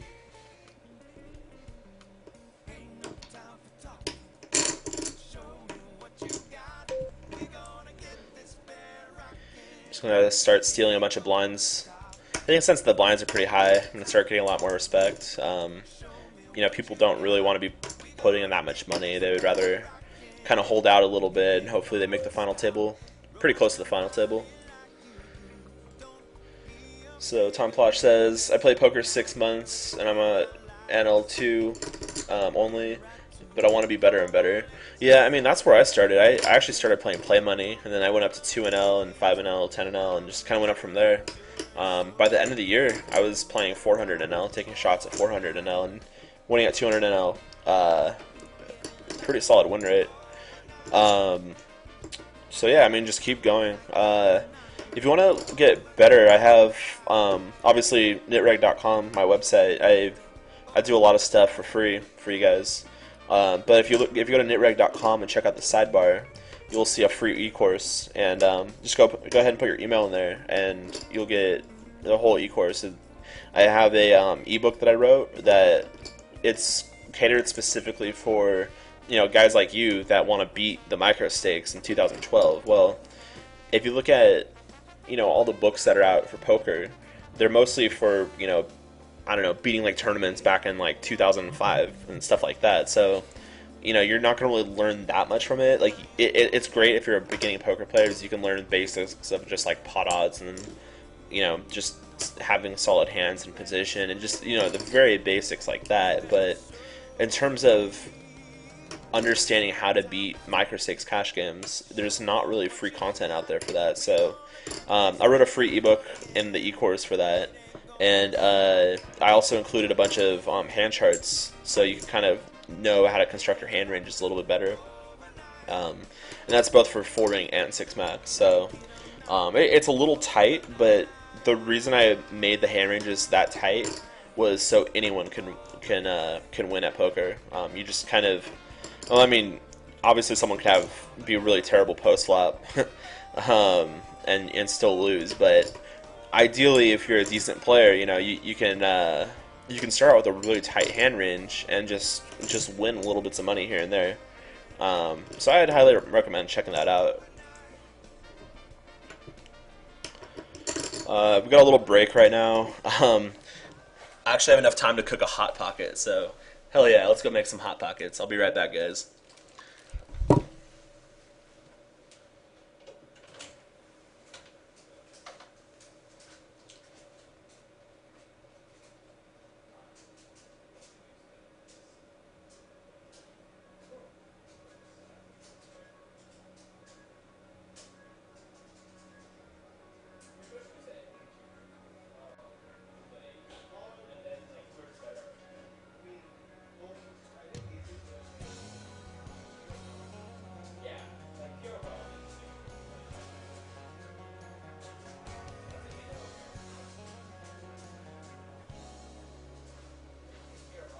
I've been burning bright so long I can't remember. Pretty girls and late night bars seem to be my line of work. Even when I say I can't stay this high forever, this man's had all he can stand. Time to lay this body down. Sweet and can't stay with you a while, 'cause this road is leaving now. It's on my heart. Sweetheart, I've been living in a fantasy. But one day lightning will strike, and my bark will lose its bite. But don't give up on me.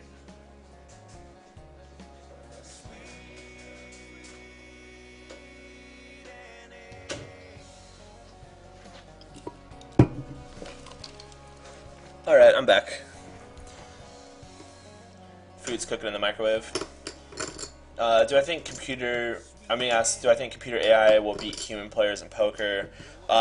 It can for limit hold'em, because limit hold'em, there's only a limited amount of things you can do. Like, you can fold, you can call, or you can raise. Like, there's only three different situations you can do. Even so, they've made this really good limit hold'em bot, but it can be beaten.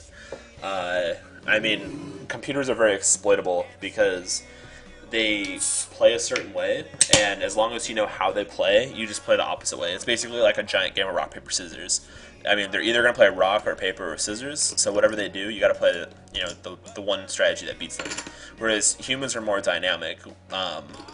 If they notice that you're playing a certain way, they'll adjust to that. If they see that you're adjusting, they'll adjust your adjustments. And that's what makes the top level real players really good.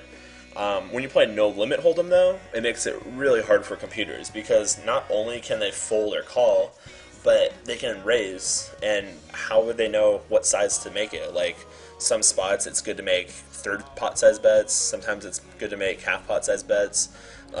It's really hard. That being said, though, there are some bots that are out there, but they're more for short stacks, because it's a lot simpler. It's mostly just all in or folds.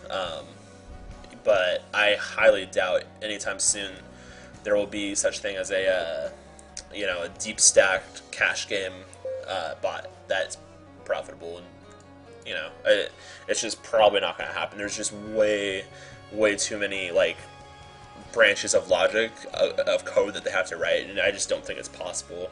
Like it would be faster to learn how to play poker than it would be to write a poker bot that would be able to break even at most tables. I'm being asked how am I doing on America's Card Room, if I'm still there. I am not playing there anymore. I played for a little bit, but then cashed out, moved my money to Lock Poker. So I've been building a bankroll at Lock Poker and playing mostly live recently. But I don't know. I don't really like America's Card Room. They don't have support for Hold'em Manager 2 yet. Apparently they're working on that, but that's kind of a big deal for me, not having a HUD. Also, their traffic is really low, but their games are pretty soft. So as long as you don't mind, 3 or 4 tabling games with no HUDs, then it might not be a bad option. For me personally, I'm not a big fan, and also the software really sucks. I think right now Lock Poker is probably the best. I'll give you the link. Well, actually, you see the link down below, nitreg.com/lock. If you go there, you can get the Lock Poker software, but you also get 36% rake back. And on top of that, you get bonus points, and you can cash in those bonus points for reward money. So, I make a decent amount of rake back using that, and that's the max rake back you can get on the site, by the way. You get your rake back, plus you get your bonus points, and that ends up being quite a bit of money at the end of the month. So if you ever have that 1 or 2 bad sessions where you end up losing a couple binds, at the end of the month you make it all back and rake back and stuff like that. So it's really nice.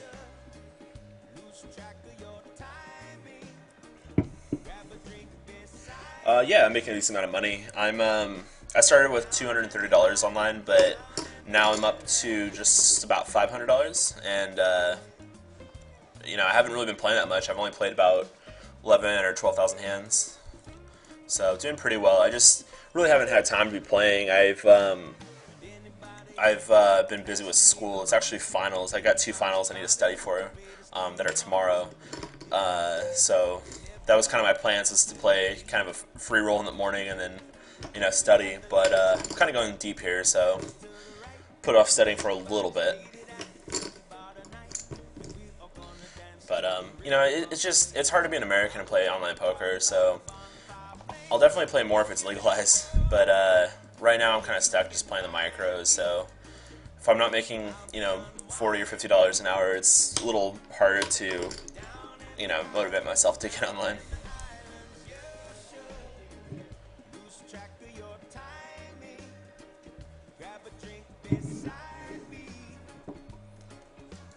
Oh, nice. You just got done with finals? Where do you go to school at?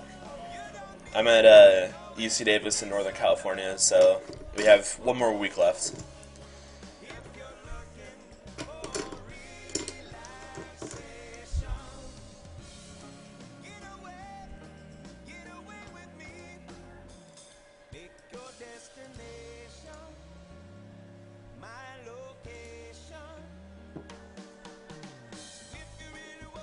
Oh, okay, nice.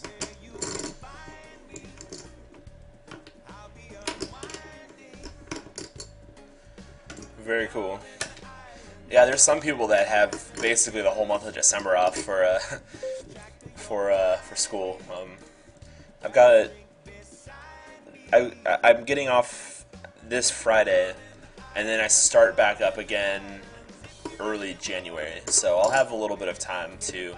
I mean, most of my time's gonna be spent, going home with my family, doing the whole Christmas thing. But I will have some time to play poker, mostly live poker though. And then also, I've been kind of neglecting my site a little bit, just because I've been so busy. I gotta catch up with a few things there, so that'll probably be the majority of the poker I'll be playing for December. Check with Deuces here. I mean, the board is super wet. This guy is kind of a fishier player. I'm going to just try to check and get to showdown. Hopefully deuces are the best hand, but with this board, it's pretty likely that he's got a pair that's better than mine. So I'm not, like, super thrilled, and he just snap checks. So hopefully he just has something like king-queen or something, but, you know, I wouldn't be surprised if I lost. Oh, yeah, nice. Let me see what he has.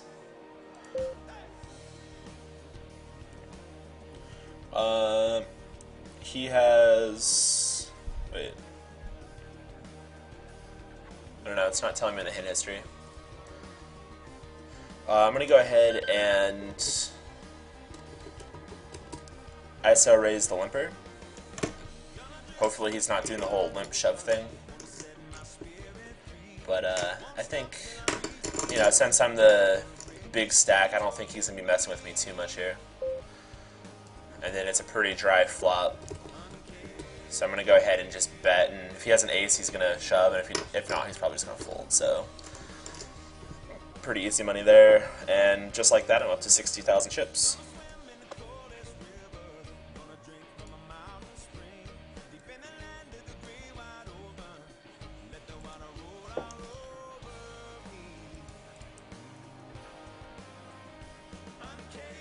Oh man. Yeah, in the chat, Tom Plotch just showed his graph, and it's a huge downswing for 5-0. Yeah, I mean, that's pretty much what my 20-0 shot looked like when for building my bankroll. I mean, it always seems to happen when I move up in limits that there's always this kind of rough period where I just seem to lose like every session, and I gotta try 2 or 3 times before I finally get to it and you know, move up. Even though I've beaten 25-0 my entire life, it's just kind of frustrating. It's just one of those things. But this is an interesting hand here. Looks like we have 2 straights against a flush draw, and the flush draw is out of the tournament. Let's see.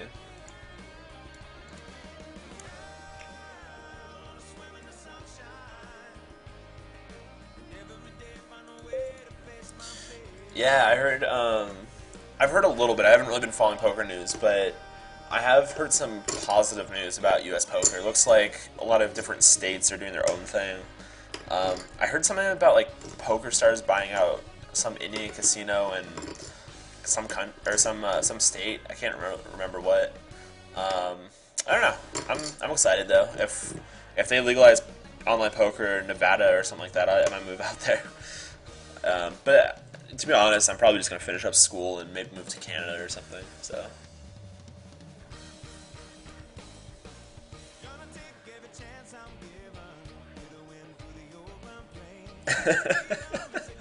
I'm being asked not to shuffle chips. Yeah, that's a giant leak. I love to shuffle chips while I'm playing, just to keep my hands busy and not bored. But when I'm recording, I definitely can get distracting, I guess. So I'll definitely. Well, I don't promise anything. I put the chips on the opposite side of my desk, so hopefully that works. But you know, who knows?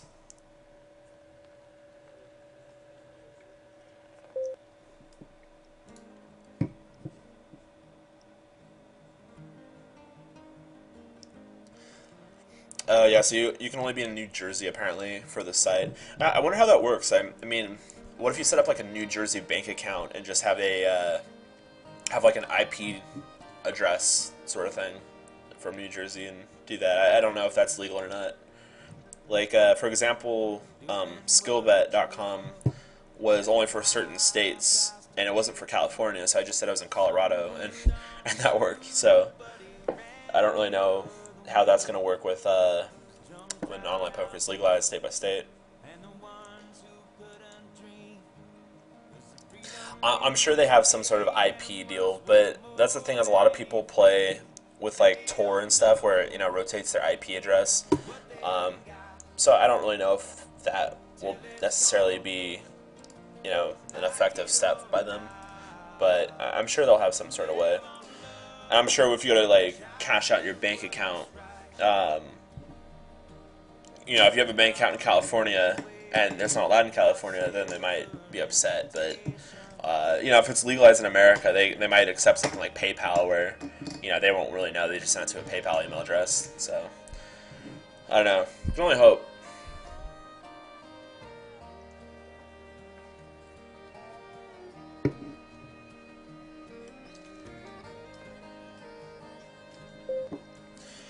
So here we got King Jack against this guy who limps. I'm going to go ahead and raise it up here for value. And he just folds. So yeah, I mean, we're getting close to the final table and everyone's playing super passive. They're just folding a lot. It's going to be a lot of stealing blinds and just being overall aggressive. So let me go ahead and update this. I'm 2nd out of 10 right now, which isn't terrible. I mean, it's not super important. Like, the only thing I worry about is where I finish the tournament in, not where I'm at now.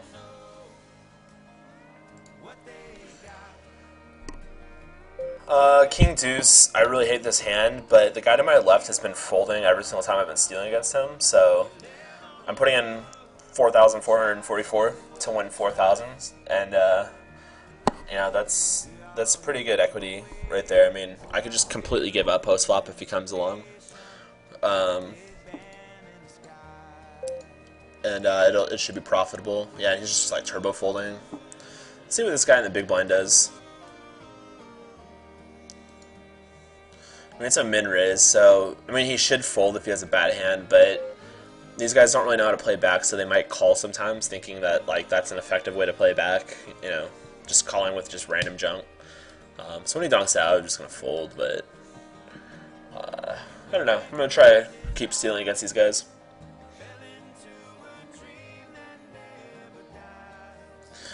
Oh yeah, I've got a list of screen names in the info section. That was a contest that I held. I gave away a free $100. But that contest already happened, so I just haven't taken the list down. I'll go ahead and do that after this session here.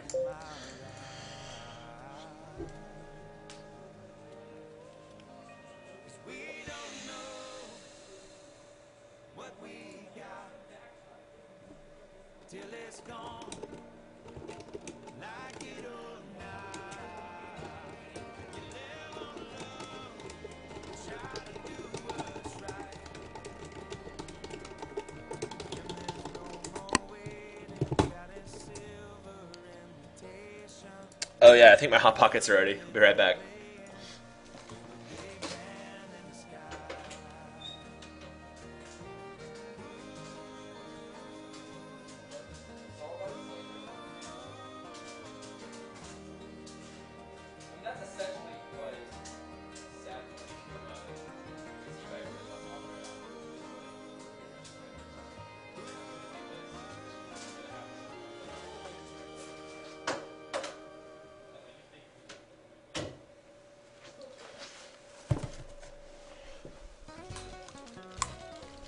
Okay, I'm back.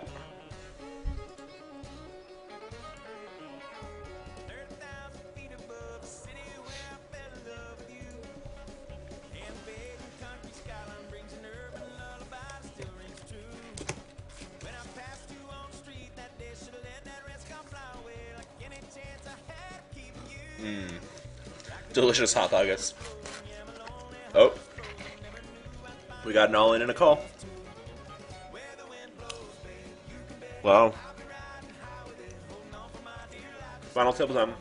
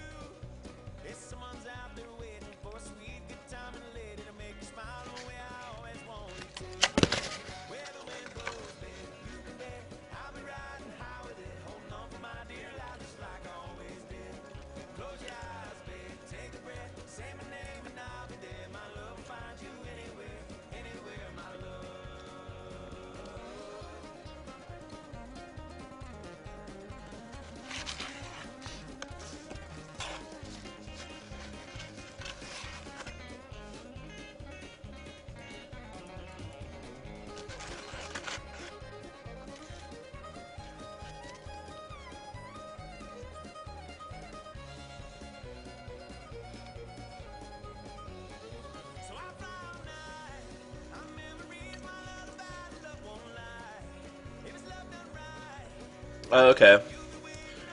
Take care, Tom Lutch. Or Tom Pletch. Yeah, no problem. Take care and good luck with school.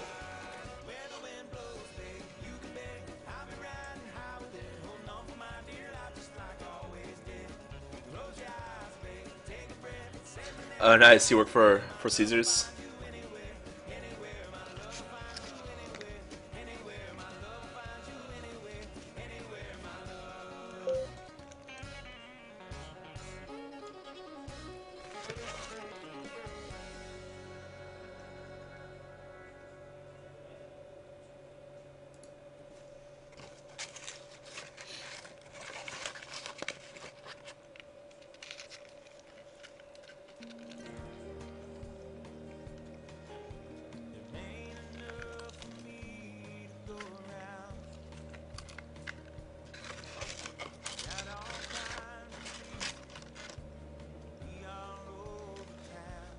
Nice.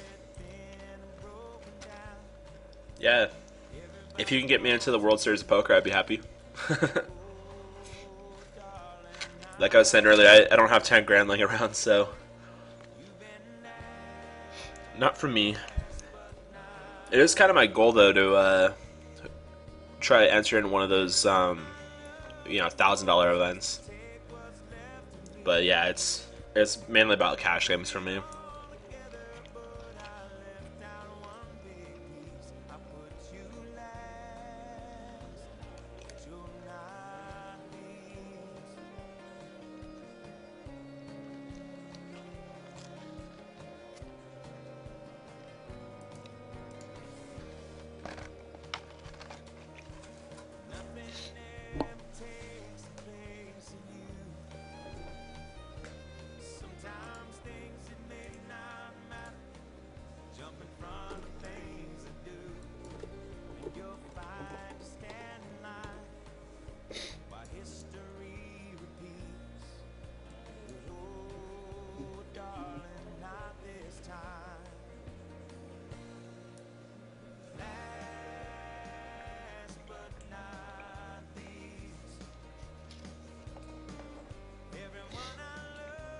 Yeah, there's a local Indian casino about 40 minutes away that is trying to get a World Series event, circuit event to go there, but I don't know if they will or not.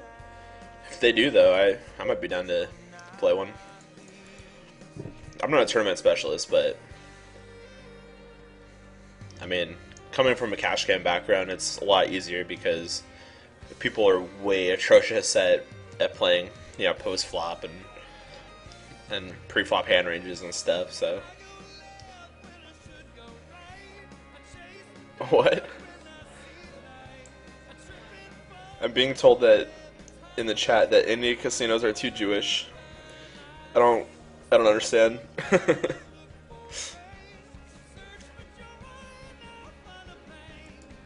All the ones in my area are, I think, owned by Asian people.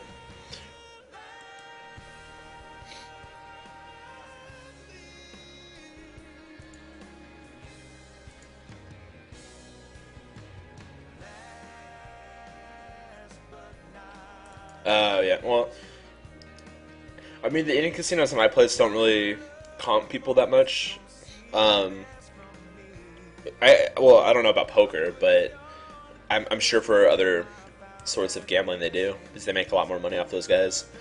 Uh, but yeah, they just don't have the volume of people that they do in like Vegas and stuff. So they do their fair share of little promotions and events and stuff. But I don't really expect much. As long as they just have fishy tables, I'll be there. But yeah, I'd be super happy if they give me like free rooms and food. I actually just signed up for like a player's card at the place that I go to sometimes, and they give you $1 an hour for food, or like it's for their card, so you can use it for whatever inside of their little casino thing. But I pretty much just use it to pay for food, so I'll go and play 12 hours and have like 2 meals.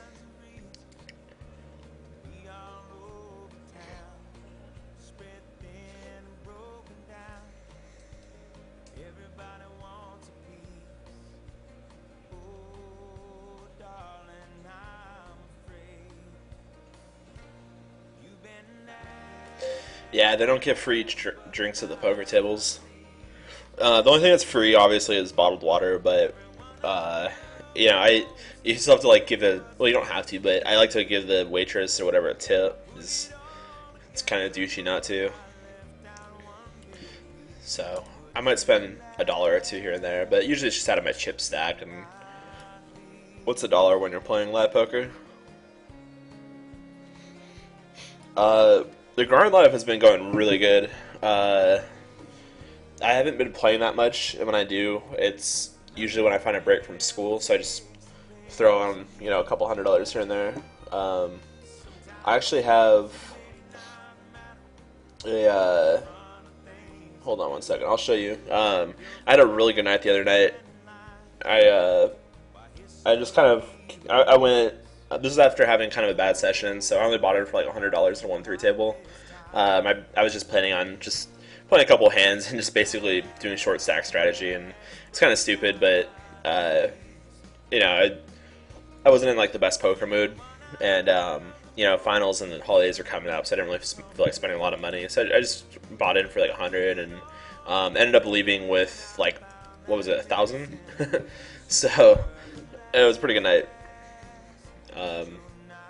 And I think the time before that, I had a losing session, ran pretty terrible that time, and then before that, I made about 650 or so. So, I don't know, decent. I've only played like 3 times this month, but did okay.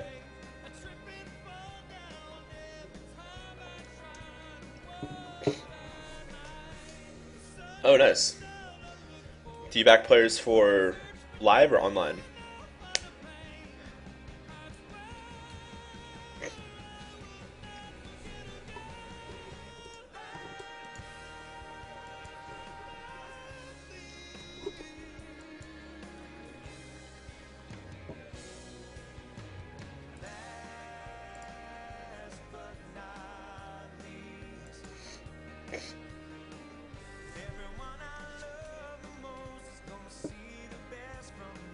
Ooh, all in. This guy got it in with king high and lost. You got sucked out on. Good game, sir. Sweet. Yeah, I've been backed for, I don't know, probably a year or two of the last 3 years. I like it a lot. I mean, you take less winnings, but it's a lot better for me because I'm always doing stuff on the side, like school or whatever, and I would much rather not be investing thousands of dollars for a bankroll. So, kind of like being backed.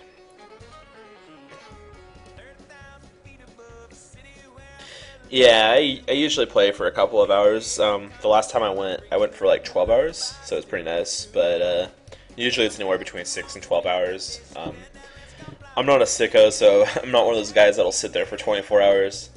I'm open to it in the future, but it'd have to be a really good game.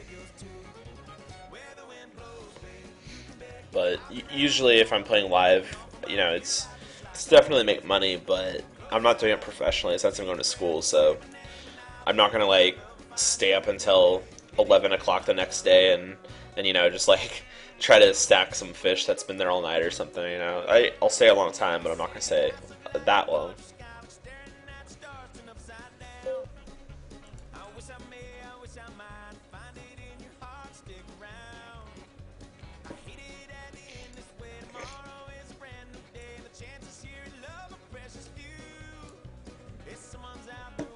Yeah, I really like cash games a lot. There's live cash games. You can you kind of get a little bit more information. Like, I'm usually a little skeptical when people say they have all these reads on people at live poker.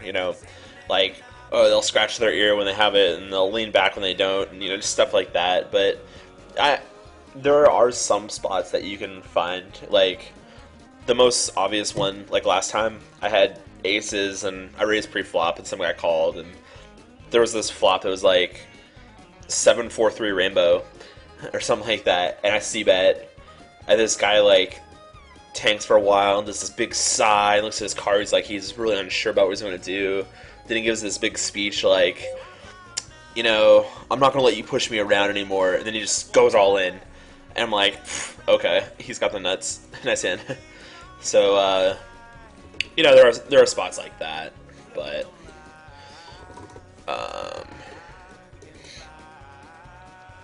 I'm a little skeptical when people say they see like people's eyes dilate and stuff. So I'm not, you know, one of those guys.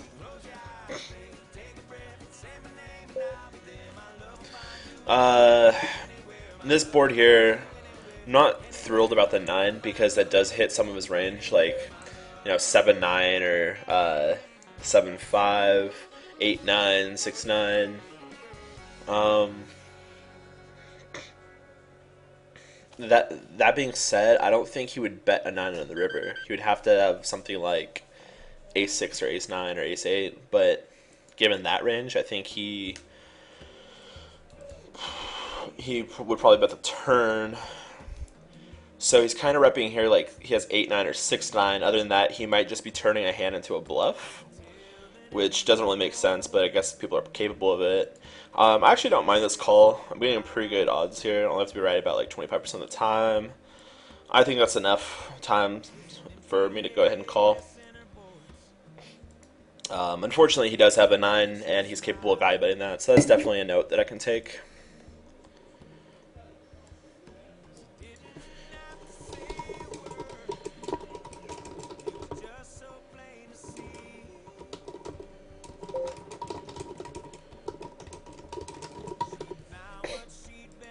So that's interesting.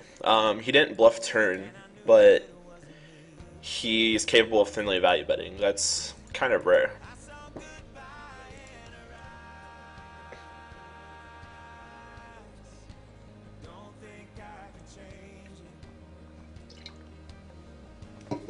If I come for the World Series of Poker, you'll buy the action? Oh. Like the World Series of Poker? Or one of the circuit events?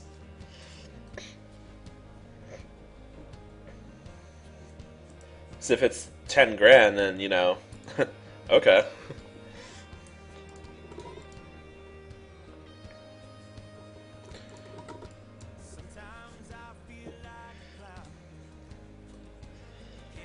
So that last hand kind of sucked. I mean, that's the thing about like cash in tournaments. You know, in a cash game, that plays a lot better because I think it's profitable, like slightly profitable in the long run to actually call there. But this is a tournament, so I just ended up losing like half my stack, and now I'm 6 out of 8. That kind of puts me at a disadvantage with a lot of these guys. So I don't know. It's little things like that where I need to be more fine-tuned at, but I still think I made the right play there, even though I had a bad result. I'm not going to c-bet here. The board's fairly wet, and this guy hasn't folded to a c-bet yet. And also my king high has showdown value. You could have all sorts of like low suited connectors and king X, queen X, maybe like 10-7 or something like that. He doesn't seem incredibly aggressive, so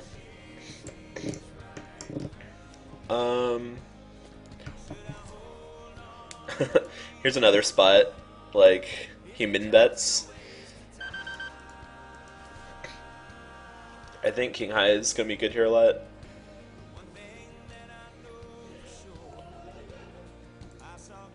Unless he's trying to reel me along with like a jack or something. And he checks. I'm just gonna check. I think I have showdown value. Oh god, he was bluffing. He was bluffing with the best hand. See, I knew he was bluffing. Like, that was obvious, but I thought that my hand had showdown value, so you know, maybe I should have bet the river just to maybe get some like random bluffs that I lose to fold. So that was probably a mistake of mine.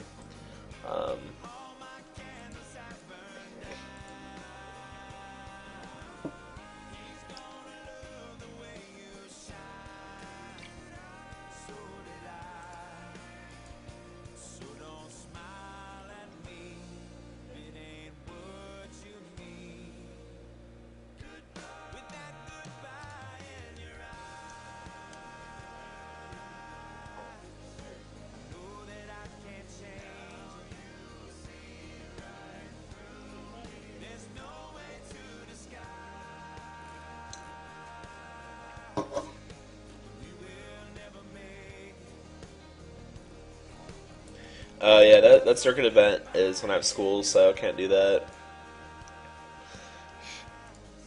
Kind of sucks. Like, I really want to finish my education, and I really want to play poker, like seriously play poker, but I can't do both at once, unfortunately. So,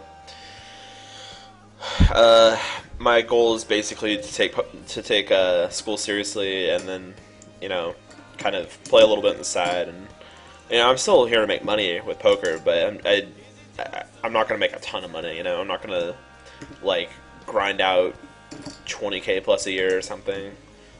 Probably just make a little here and there. Right now I'm taking political science, which isn't really going to get me anywhere, but it's going to get me a degree, and then hopefully I can get a MBA or something after that. I kind of want to do more schooling. I've got about a year left of school, but I'm thinking about doing more schooling after that. So the blinds are pretty high now. There's 10,000 almost in the pot, so it's a pretty easy shove with ace jack here, so long as it folds to me.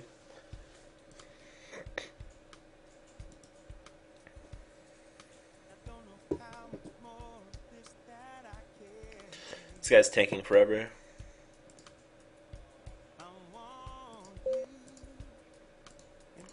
Well, good luck to me. I'm all in. Oh, short stack calls. This could be interesting. Hopefully we double up when we're back in action. He has ace-9. Good. We're in good shape here. And of course he picks the flop. Jack. Boom. Ship it. Wow, 6 sweat. That's another thing about tournaments, is you get way worked up over all-ins.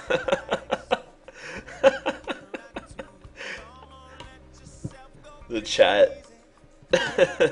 Run so good. Yeah, I know. How do I win with ace jack there? Like, how is that possible? I don't know.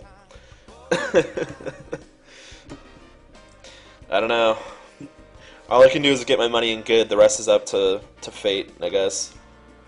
I don't know. I'm very surprised that I won that.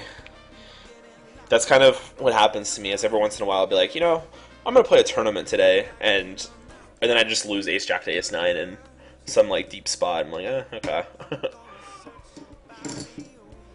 But that's kind of how tournament poker works. You just got to win a bunch of like flips and 60-40s and 70-30s. You're never going to be that far ahead. Oh. King. Actually, I guess king wouldn't have won. It'd have to be a jack. I'm just hoping that people lose and follow this tournament, because that'll make my my winnings go up. I guess right now we're at 23 whole dollars. Whee! The fishy guy limp, so can't do too much. I'm gonna go ahead and donk out here. I've got a backdoor flusher on a gut shot, and I think the board is dry enough where he's not gonna hit that much, and he'll just fold. So getting a pretty good price to just lead out as a semi bluff there.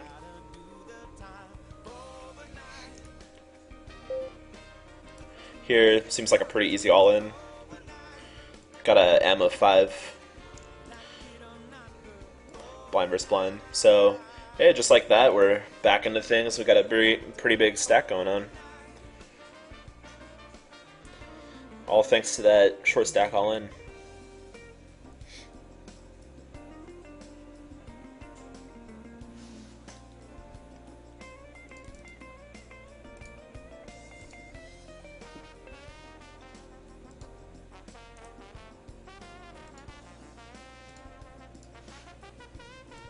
So 7 people left. I am 4th place. Well, actually 3rd place now. I was updating it. Did something big happen? Let's see. 1, 2, 3, 4, 5, 6, 7. Nope, still 7 people in it. But somehow I'm 3rd place now.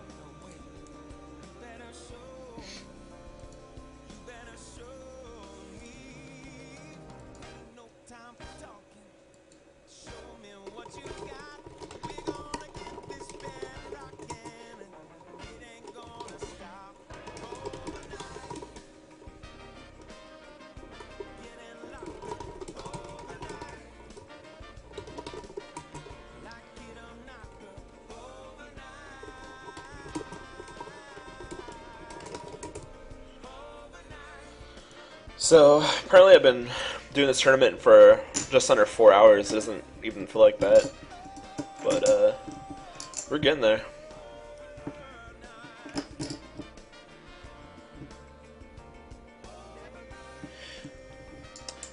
Hey, what's up, Tiger Soar? Thanks for tuning in. The numbers below the players or the HUD, they're all a bunch of different numbers. The most important numbers are the ones on the top row, just below their name. So, for instance, if we look at RAD 31983, the 29% is VPIP, voluntarily put money in pot. So that's basically how many hands he's playing. The 6 is pre-flop raise, so that's basically how many times he comes in raising. The next one, I believe, let me see. I don't know. Sometimes I don't use all of them. I think this is actually, yeah, I think this is his steal percentage, and then the 75 is this fold to steal percentage. Yeah, that's so low that I didn't think that was a steal percentage. Then the 1.6 is his aggression. And then the next couple of ones are like c-bet, how much they c-bet, how much they fold to c-bets. The very bottom left is their 3-bet percentage. Then it's fold to 3-bet and 4-bet and win to showdown. So, I mean, a lot of these are for cash games, and they're not going to be super useful for tournaments. But basically, VPIT, PFR, and how much they fold to steals are going to be important in this tournament.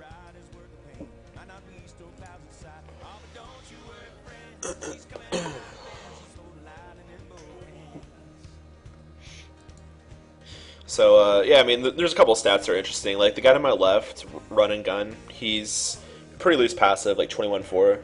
He's playing a lot of hands, but he's just, like, calling a lot. He's not raising. But he folds to 83% of steals so far. So, he's been kind of short stack, and he's been kind of hesitant to put all this money in or any money in. So I'm just going to keep abusing him by raising a lot.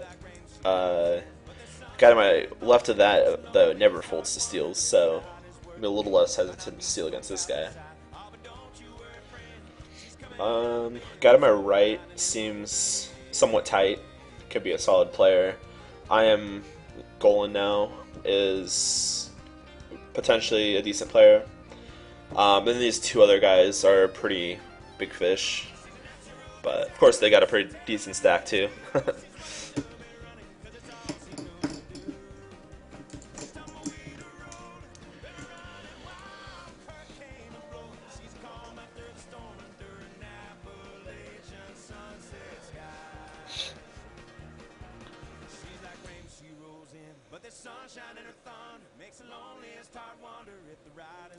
So Jack 8 suited here. I'm hoping everyone folds because I'm probably going to just shove. The guy to my left has been kind of timid to play. He doesn't want to like just get all of his money in, even if he has a pretty decent hand. So I'm just going to keep shoving on him. It's basically 25,000 chips to win 9,000. So, and he's holding 86% so far to steals. So it's going to be pretty profitable, I think.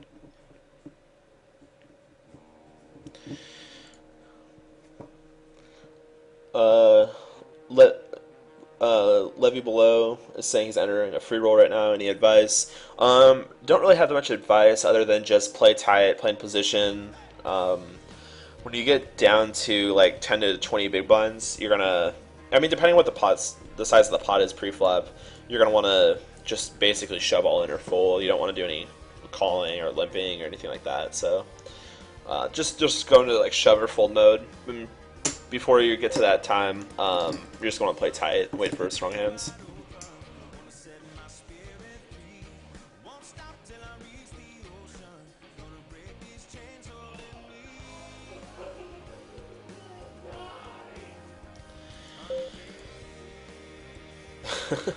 This fishy guy makes it over 4 big blinds as a pre-flop raise. That's interesting. He obviously does not want to fold.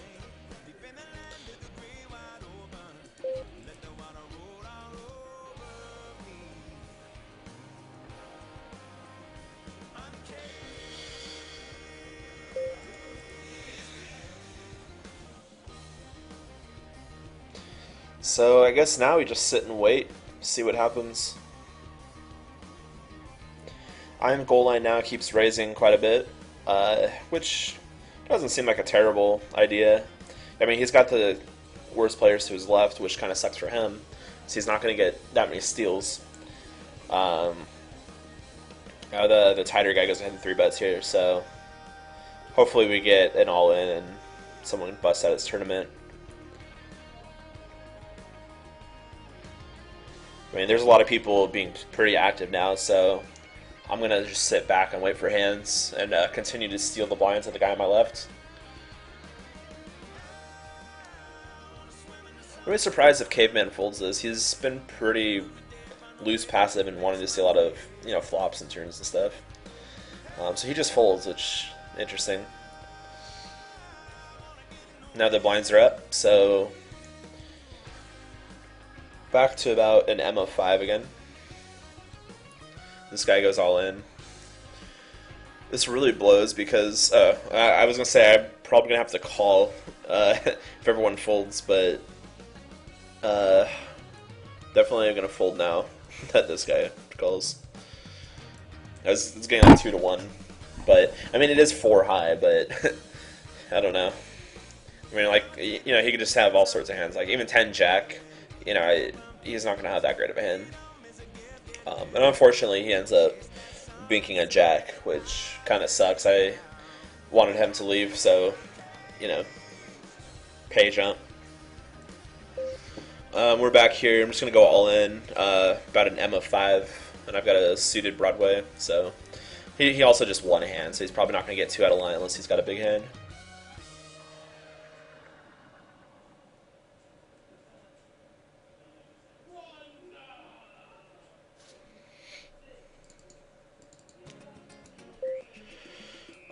Here, I'm actually gonna min raise so I can call a shove by the short stack and then play post flop with the deeper stack guy if he calls, and the short stack goes all in, and it's gonna be a pretty easy call for me, getting close to 2-1 with a really solid ace. And it's just one of those times in the tournament where hopefully I win a flip or whatever it is. So good luck to me. Oh man, he's got ace queen, bad. Ace jack, jack. Spade. Spade. Ah. Okay, so we're pretty crippled now. And I have aces, so hopefully we can get back here. Nice. We get an all in. Hopefully there's some more calls. Not too many. I want to triple up. If I'm up against like 5 players though, it's not going to be too good.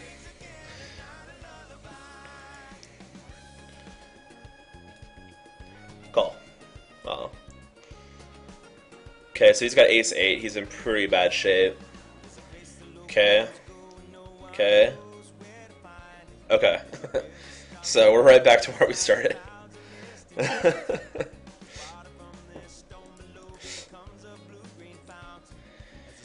Well, we're back to where we started, and this guy's short stack now. So, yeah. I'm okay with this. I just gotta start building my chip stack. Hopefully I can double up sometime soon. Need to double up one more time.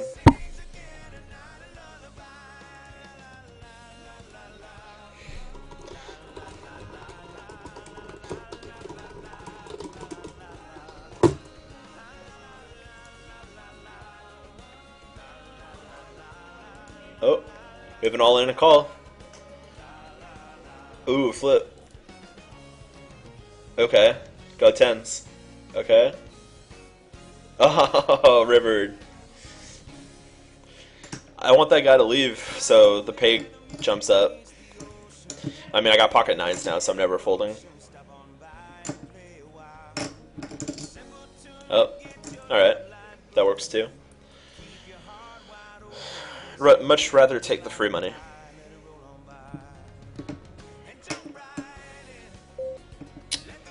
Well, shoot. I was going to shove queen jack, but this guy is clearly not folding, so I'm going to fold my queen high.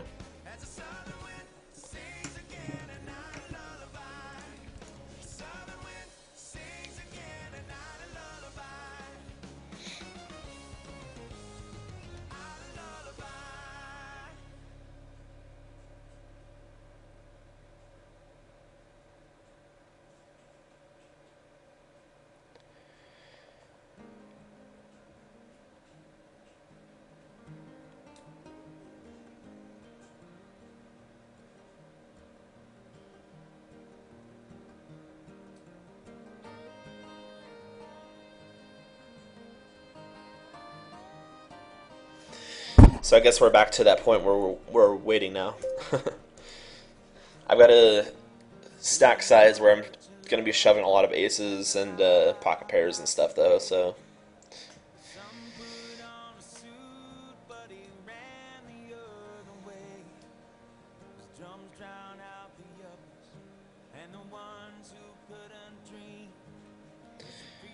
Well, this guy's building his stack up a little bit, and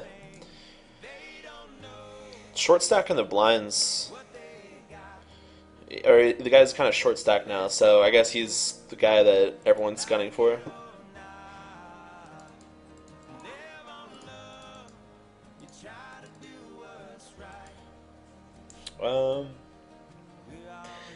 I mean, I'm kind of in push fold mode right now, but everyone to my left has been folding. So I think just trying to steal from this position is okay. I mean, I got a decently solid hand. So I have a gut shot and 2 overs, but it's also 4-handed.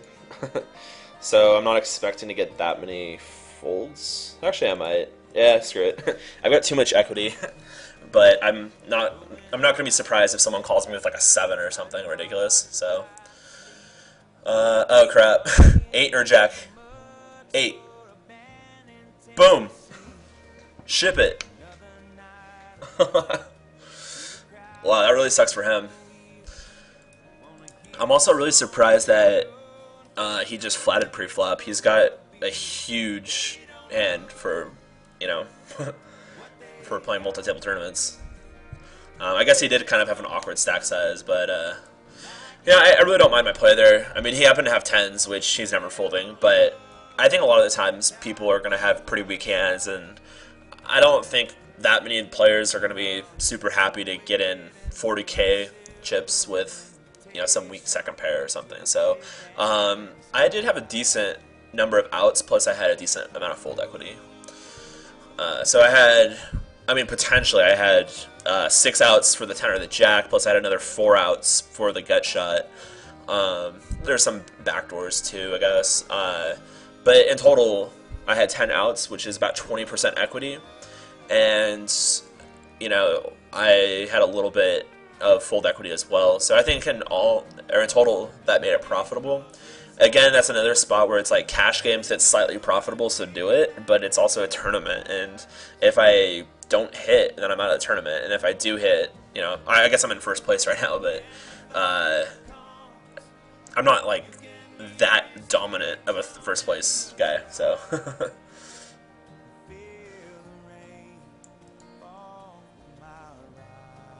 I'm pretty sure when I hit a gut shot, that means that I'm supposed to win a tournament. Alright, so queen high's ahead. Queen. Cool, that works too. And then there were 6.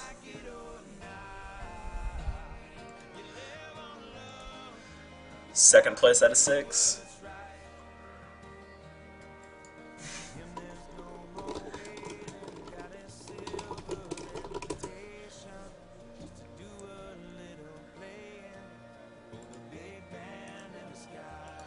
Let me update this real quick. I'm 2 of 6 now. Just cruising along. There was 2 all-in moments that I've had that were pretty key. Here,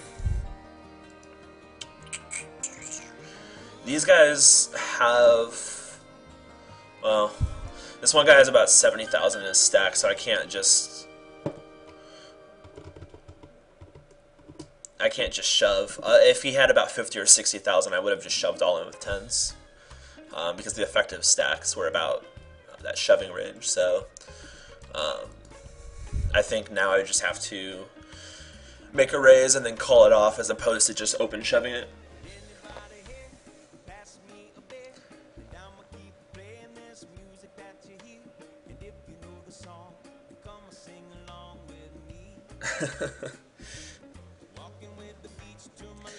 I'm being asked if I've seen Magic 612 on YouTube. I have not. Is he I assume he's a multi-table tournament player. I usually do cash, so. I dabble sometimes in multi-table tournaments, but they're usually micro stakes. I'm just goofing around. They're not like big tournaments at all. The biggest tournaments I'll play are, you know, like 10 grand free rolls or something. You'll rarely ever see me spend over $10 for a tournament. A online tournament, that is. I think the last live tournament I played, I ended up chopping for first. Or no, the last tournament I played, I got third place, and then the one before that, I chopped for first with like 4 people. I don't know, apparently I do well at live poker. This guy limps, and I've got a really good hand. There's a lot of money in the pot. This is actually a good spot to shove. Well, I guess he has been limping quite a bit. Go ahead and shove. There's a lot of money in the pot, and my hand's really strong. And I doubt he's going to want to like limp and then call off his giant stack for an all-in, you know, to end his tournament life. So I think that was okay. And this guy, I'm going to continue abusing him by just shoving all in. He's kind of just holding on to his 31,000 chips and hoping for the best. And in the meantime, I'm just chipping up really hard. I'm up to about 150,000 chips.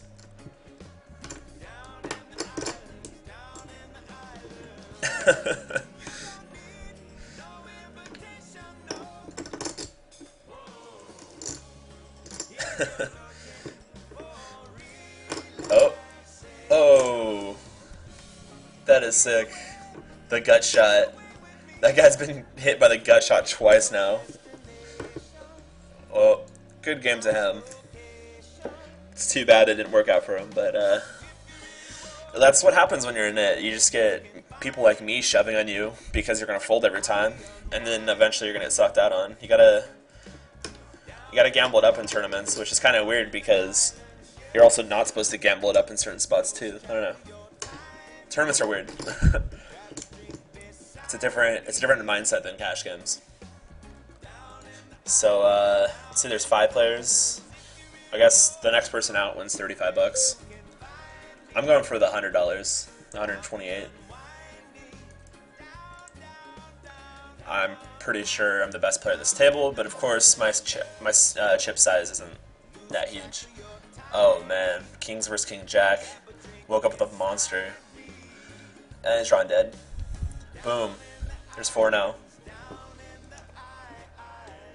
not in first place anymore, but I'm okay with that.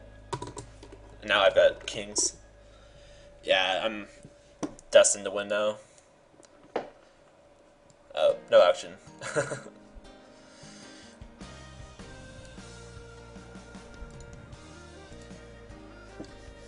I've got deuces. And we are all in. I'm gonna start abusing this guy now.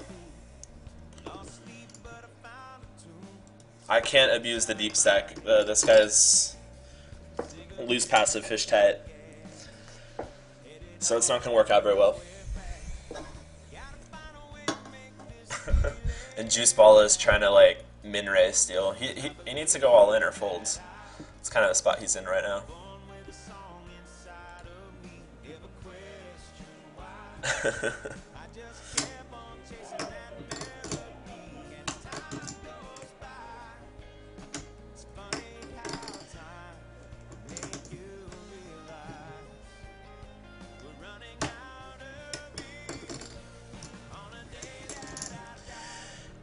Yeah, I'm a better player post-flop, but I'm not gonna... I mean, it's at the point where mathematically it makes more sense to just shove or fold. Like, if you min-raise, you're basically committed to call it all in anyway, so it just kind of puts you in a kind of a bad spot. Whereas if you shove, you're getting a really good price from the folds, and also when he calls, you have pretty good equity most of the time as well. Unless it's like King Jack versus Kings, like the last hand, but that's kind of rare.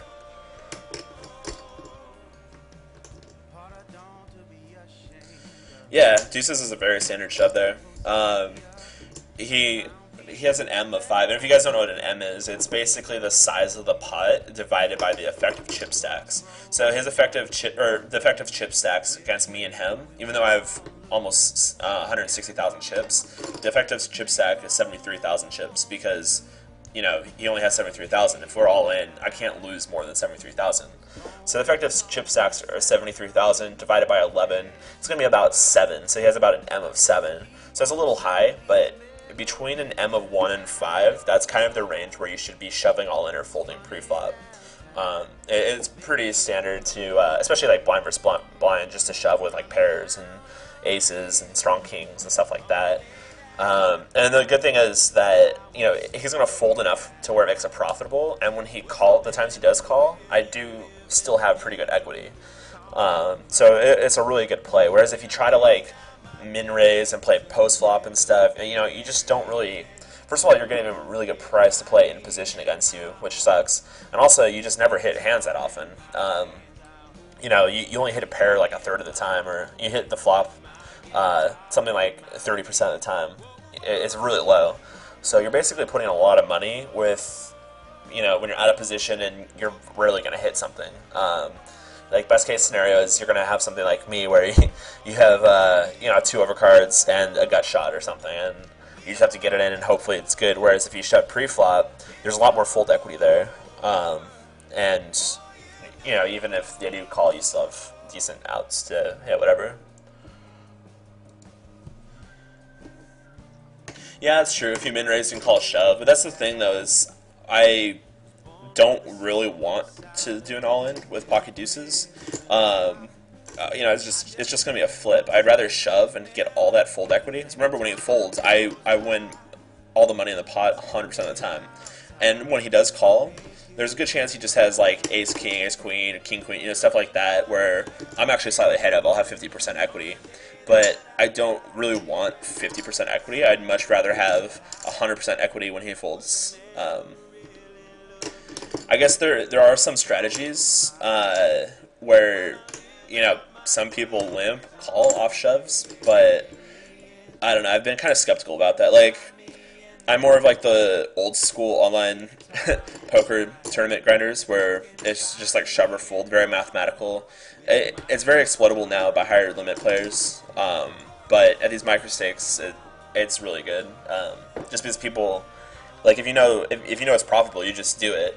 And other people don't really know, and they're waiting for their really strong hands, and they'll fold their way down. Like the guy that was directly to my left, he had like 60,000 chips, and he just kind of dwindled down to about 30,000 or 25,000. And then he finally got a hand, and he ended up getting sucked out on. So, you know, that's kind of how Fisher players play. They'll be pretty tight, and then get busted out on. And like this is the type of spot where I just want to be very aggressive and just scoop up a bunch of little chips here and there. It's like really I went all in once, and I've built up about 60,000 chips in just stealing. So I don't know. Like I think I'm in a pretty good spot to take this down. I think I'm the best player at this table. Juicy Bala has been kind of passive lately. Like he really wants to win, and he's really kind of afraid of his chip stack. The one man that I'm afraid of is Caveman. He does not like to fold ever, and he has more money than me. So to beat him, I'm going to have to gamble at some point, but I'd rather do it later on when these other guys are out of the way. So right now I'm guaranteed at least $52, but there's a couple of short stacks here that I'd rather they just go out first.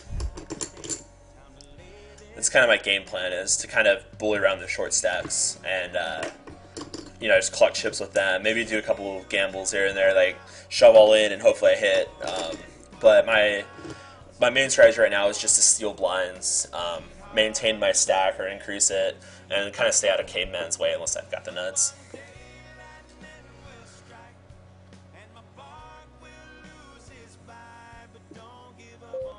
Yeah, see, like this Juicy Bala or Juice Bala guy is doing that sort of strategy where he's trying to like min raise and stuff. I mean, in his credit, he has kind of a weird stack size. Like he can't really shove there with a lot of his hands. So I think min raising it there is fine as, you know, an open raise. But he's gonna get in lost spots like this where it's like, what's going on? So unfortunately, now he's got a pretty nice size stack as well, so I can't really bully him that much, but there's still a short stack to my right, and Caveman has fewer chips, which I guess is an okay thing.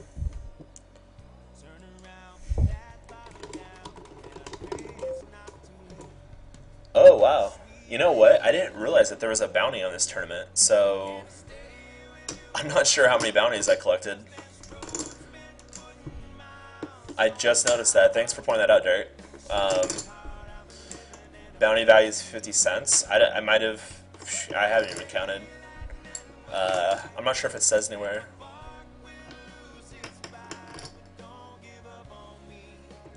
Prizes...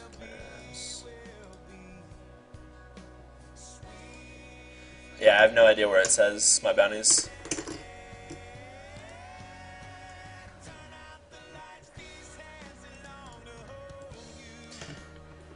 Had I known it's a bounty, I might have played it slightly differently, knowing that people are going to try to be busting me more.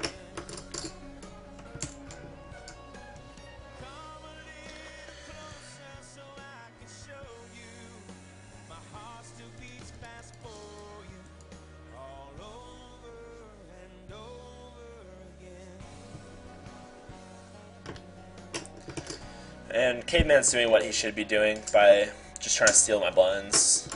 Hopefully he wins this all in here. He's ahead. He's got a fade, an ace, or a king. And boom. Another player out. Guaranteed at least $70 now.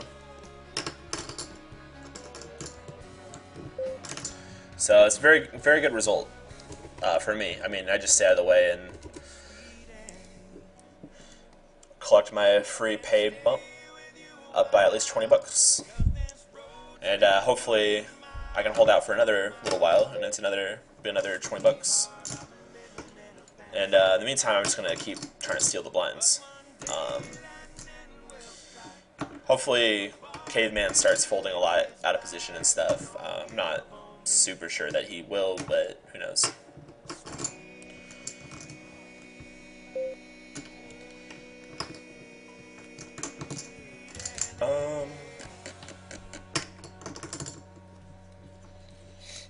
I'm thinking about shoving and semi-bluffing, but the goal of that would be to get stuff like ace-7 and ace-8 suited and stuff like that to fold, but I don't think at these limits, especially a guy that just hit third place, is going to ever fold. You know, like this guy, he's been playing kind of passively lately, but, you know, he's not that passively. You know, he's pretty loose in general, but he's been playing a little passively lately. But he's already put in money, so I doubt he's just gonna decide to fold there. Ace Jack suited is a pretty nutted hand. I hope that Caveman makes it another ridiculously big size so I can just shove it at the top, and hopefully I win. If not, I'm happy to try to steal it against Juicy Bala. Let's see.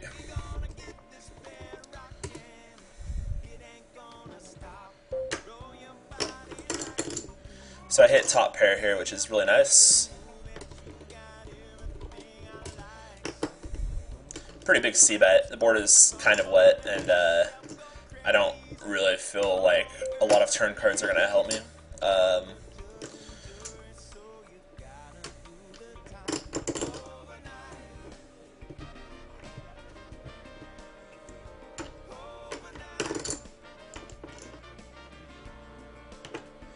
Cool. Good luck. Love you below.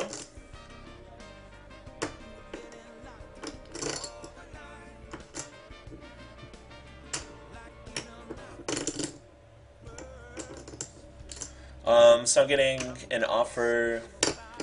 If I win 176 from Bama Tide. But if I lose, whatever it is, I give it to him. I think I'll have to pass on that. I'm not sure what the math is, but I think that seems a little low for me. Also, to be honest, like, I just had a bad cash session last time I played cash, so I'm happy padding my roll by another $70 to $130. It'll work out pretty well. It'll kind of nullify that, like, one or two bad sessions for me. You know, like I said, I just kind of play multi-table tournaments for fun. I'm not like a serious grinder. This guy limped the button and then bets half pot on the flop. I'm gonna peel ones, kind of see what's up. I don't really think he's gonna be barreling that much unless he's got it. He makes a pot, so nice answer.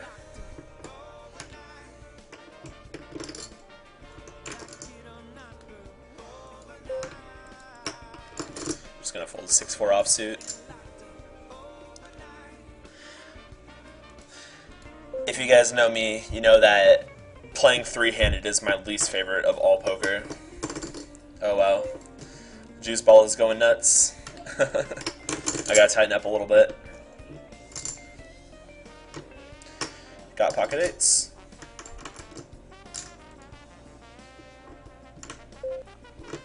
Oh wow.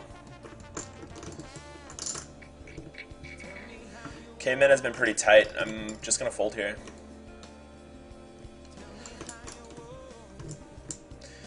If these guys are gonna go all in and be crazy, then I'm gonna let them do their thing, and I'll just sit here with my 130k stack.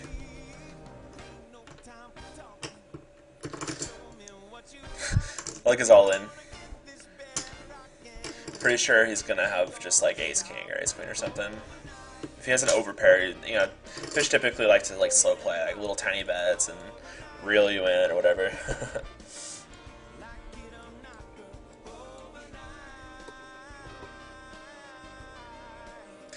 But these guys are both pretty active and they're kind of going at each other, so I might just sit, I mean, I'm not going to like 100% sit back. I'm still going to steal blinds, but I'm not going to be like taking a bunch of little small edges and looking to gamble it up that much pre-flop.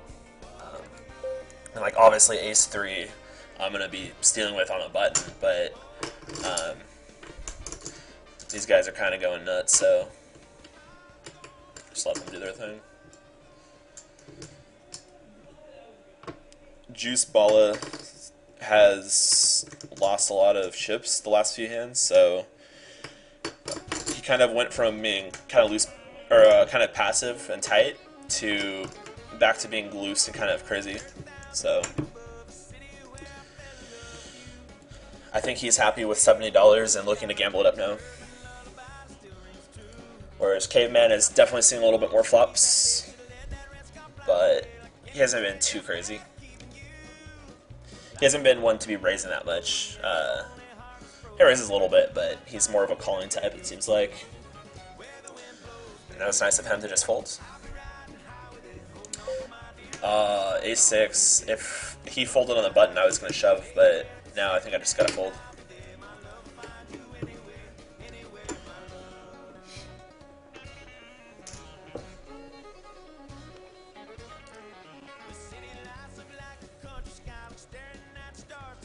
Someone tells me ace-6 is ahead.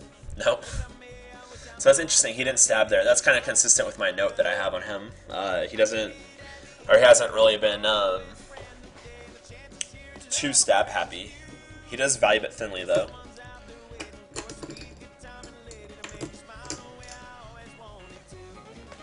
Juice Balla folds again on the button. So I guess Juice Balla is just kind of waiting for hands, and I get another free small blind. And unfortunately, I have 4 high there, so I can't shove on Juice Balla. There's a lot of hands that I would shove on him with, but that's not one of them. Ooh.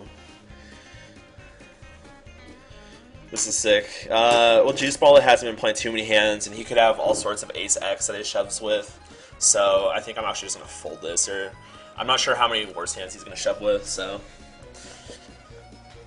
again, I'm not really looking to gamble it up with Juice Balla.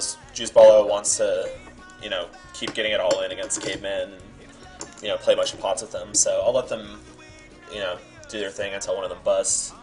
My goal is just to keep my chip stack as high as possible. Unfortunately, it's kind of dwindling a little bit.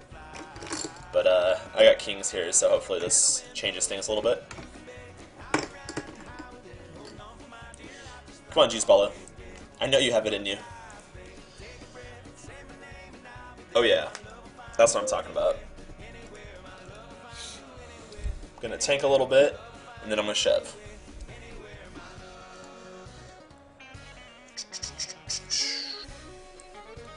So I'm going to think down to about 46 seconds, and then shove.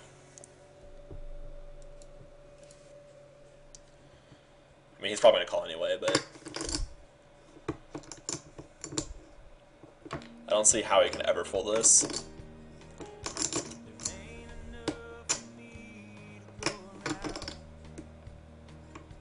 I just hope he doesn't have an ace. That's my only request. I don't do well ace-x against kings. Okay. I honestly don't know how he ever folds that spot, but I'm okay with that because I'd rather win free money and not have to gamble.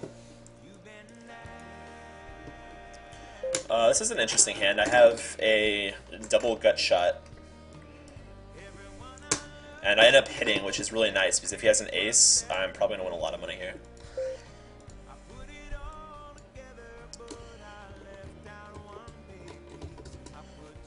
Go ahead and raise him up. Ah, too bad. If he had an ace there, I was going to stack him. And I'm going to all in against Juice Balla with my 10s. Seems very standard. I guess it's good that I won, but I'm kind of hoping that Juice Balla just says screw it and calls one of these times and I hold. That way it could be heads up. And Juice Balla seems like he's kind of back in his shell now. And Caveman keeps limping and he's kind of just wanting to see a lot of flops. He pots it. I'm just going to fold. If you remember last time, he bet kind of smaller and then folded to the raise on the turn. So, not really sure what that means, but maybe if he raises smaller, he has a worse hand. Shove all in here with King Queen against Juice Balla. Juice Balla folds again.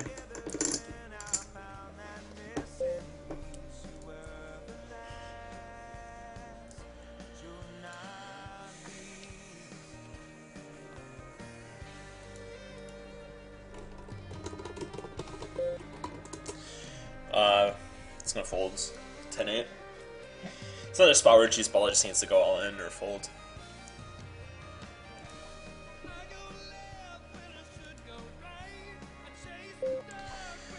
Juice Balla's been nitty, so I'm gonna just continue shoving on him with anything that's halfway decent. Just collect all those chips that he's bleeding.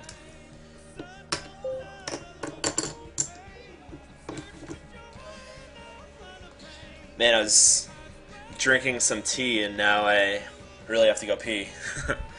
That's what 4.5 hours does to you, so I'm gonna wait after this hand and go.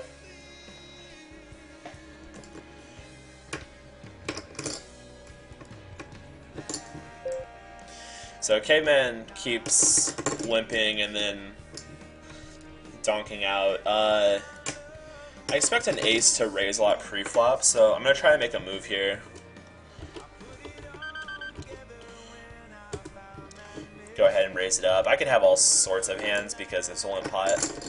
But I'm just going to bank on the fact that he's not going to have that many aces in his range.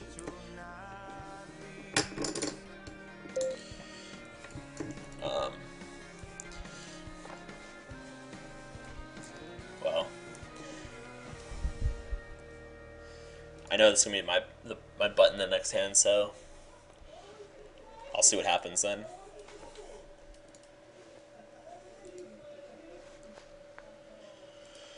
King 6 suited, qualifies.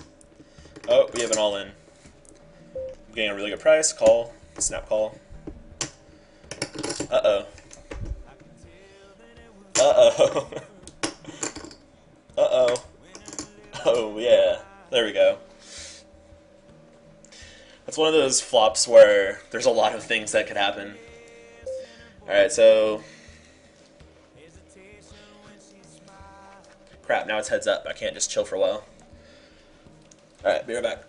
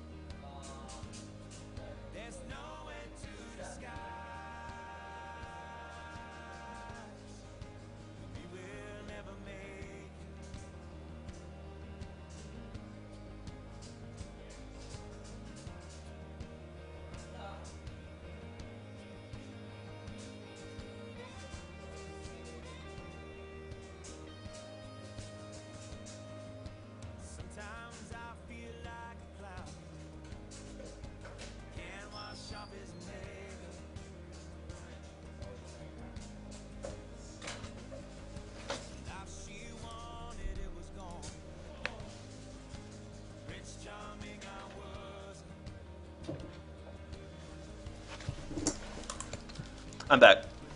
Hopefully I did not fold aces. Let's see.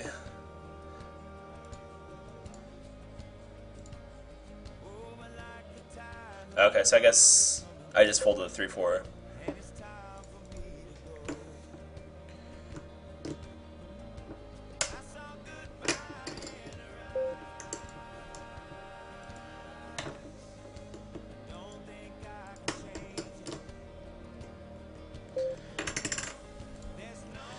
Thank you, Tigersaur. What? Something tells me this guy is just looking to hit draws or whatever and just shove all in.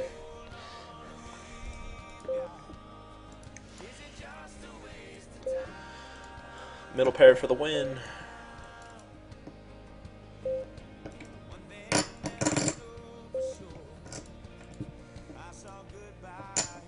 I think last time this guy was afraid of the ace, so I was probably going to call that river too. So it looks more bluffy. Wait. No. That's stupid logic.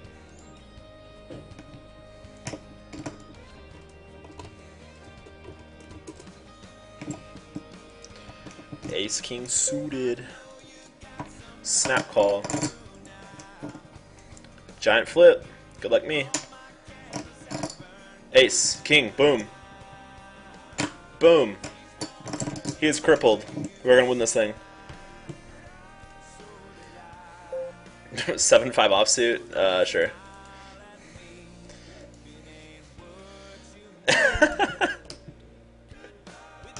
Bad timing. 7-5.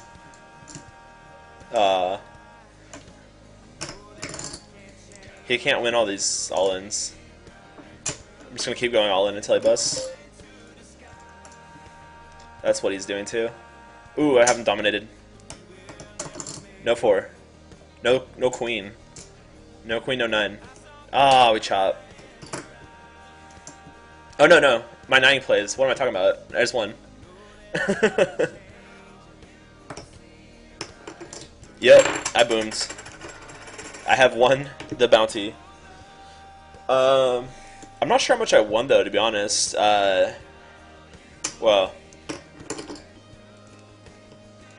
I won the 128, but I can't remember how many players I knocked out. So, I don't know. I won over 130, that's for sure. Alright guys, well, thank you very much for watching. I've got to go study for 2 finals tomorrow. That was pretty fun to win a tournament. It's been a while for me, and I'm glad you guys got to see it as well. That was cool.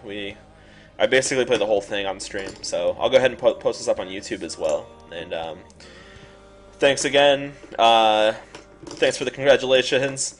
I don't know how educational it was, but yeah, sure. Cool. Thanks, guys, and take care. Peace.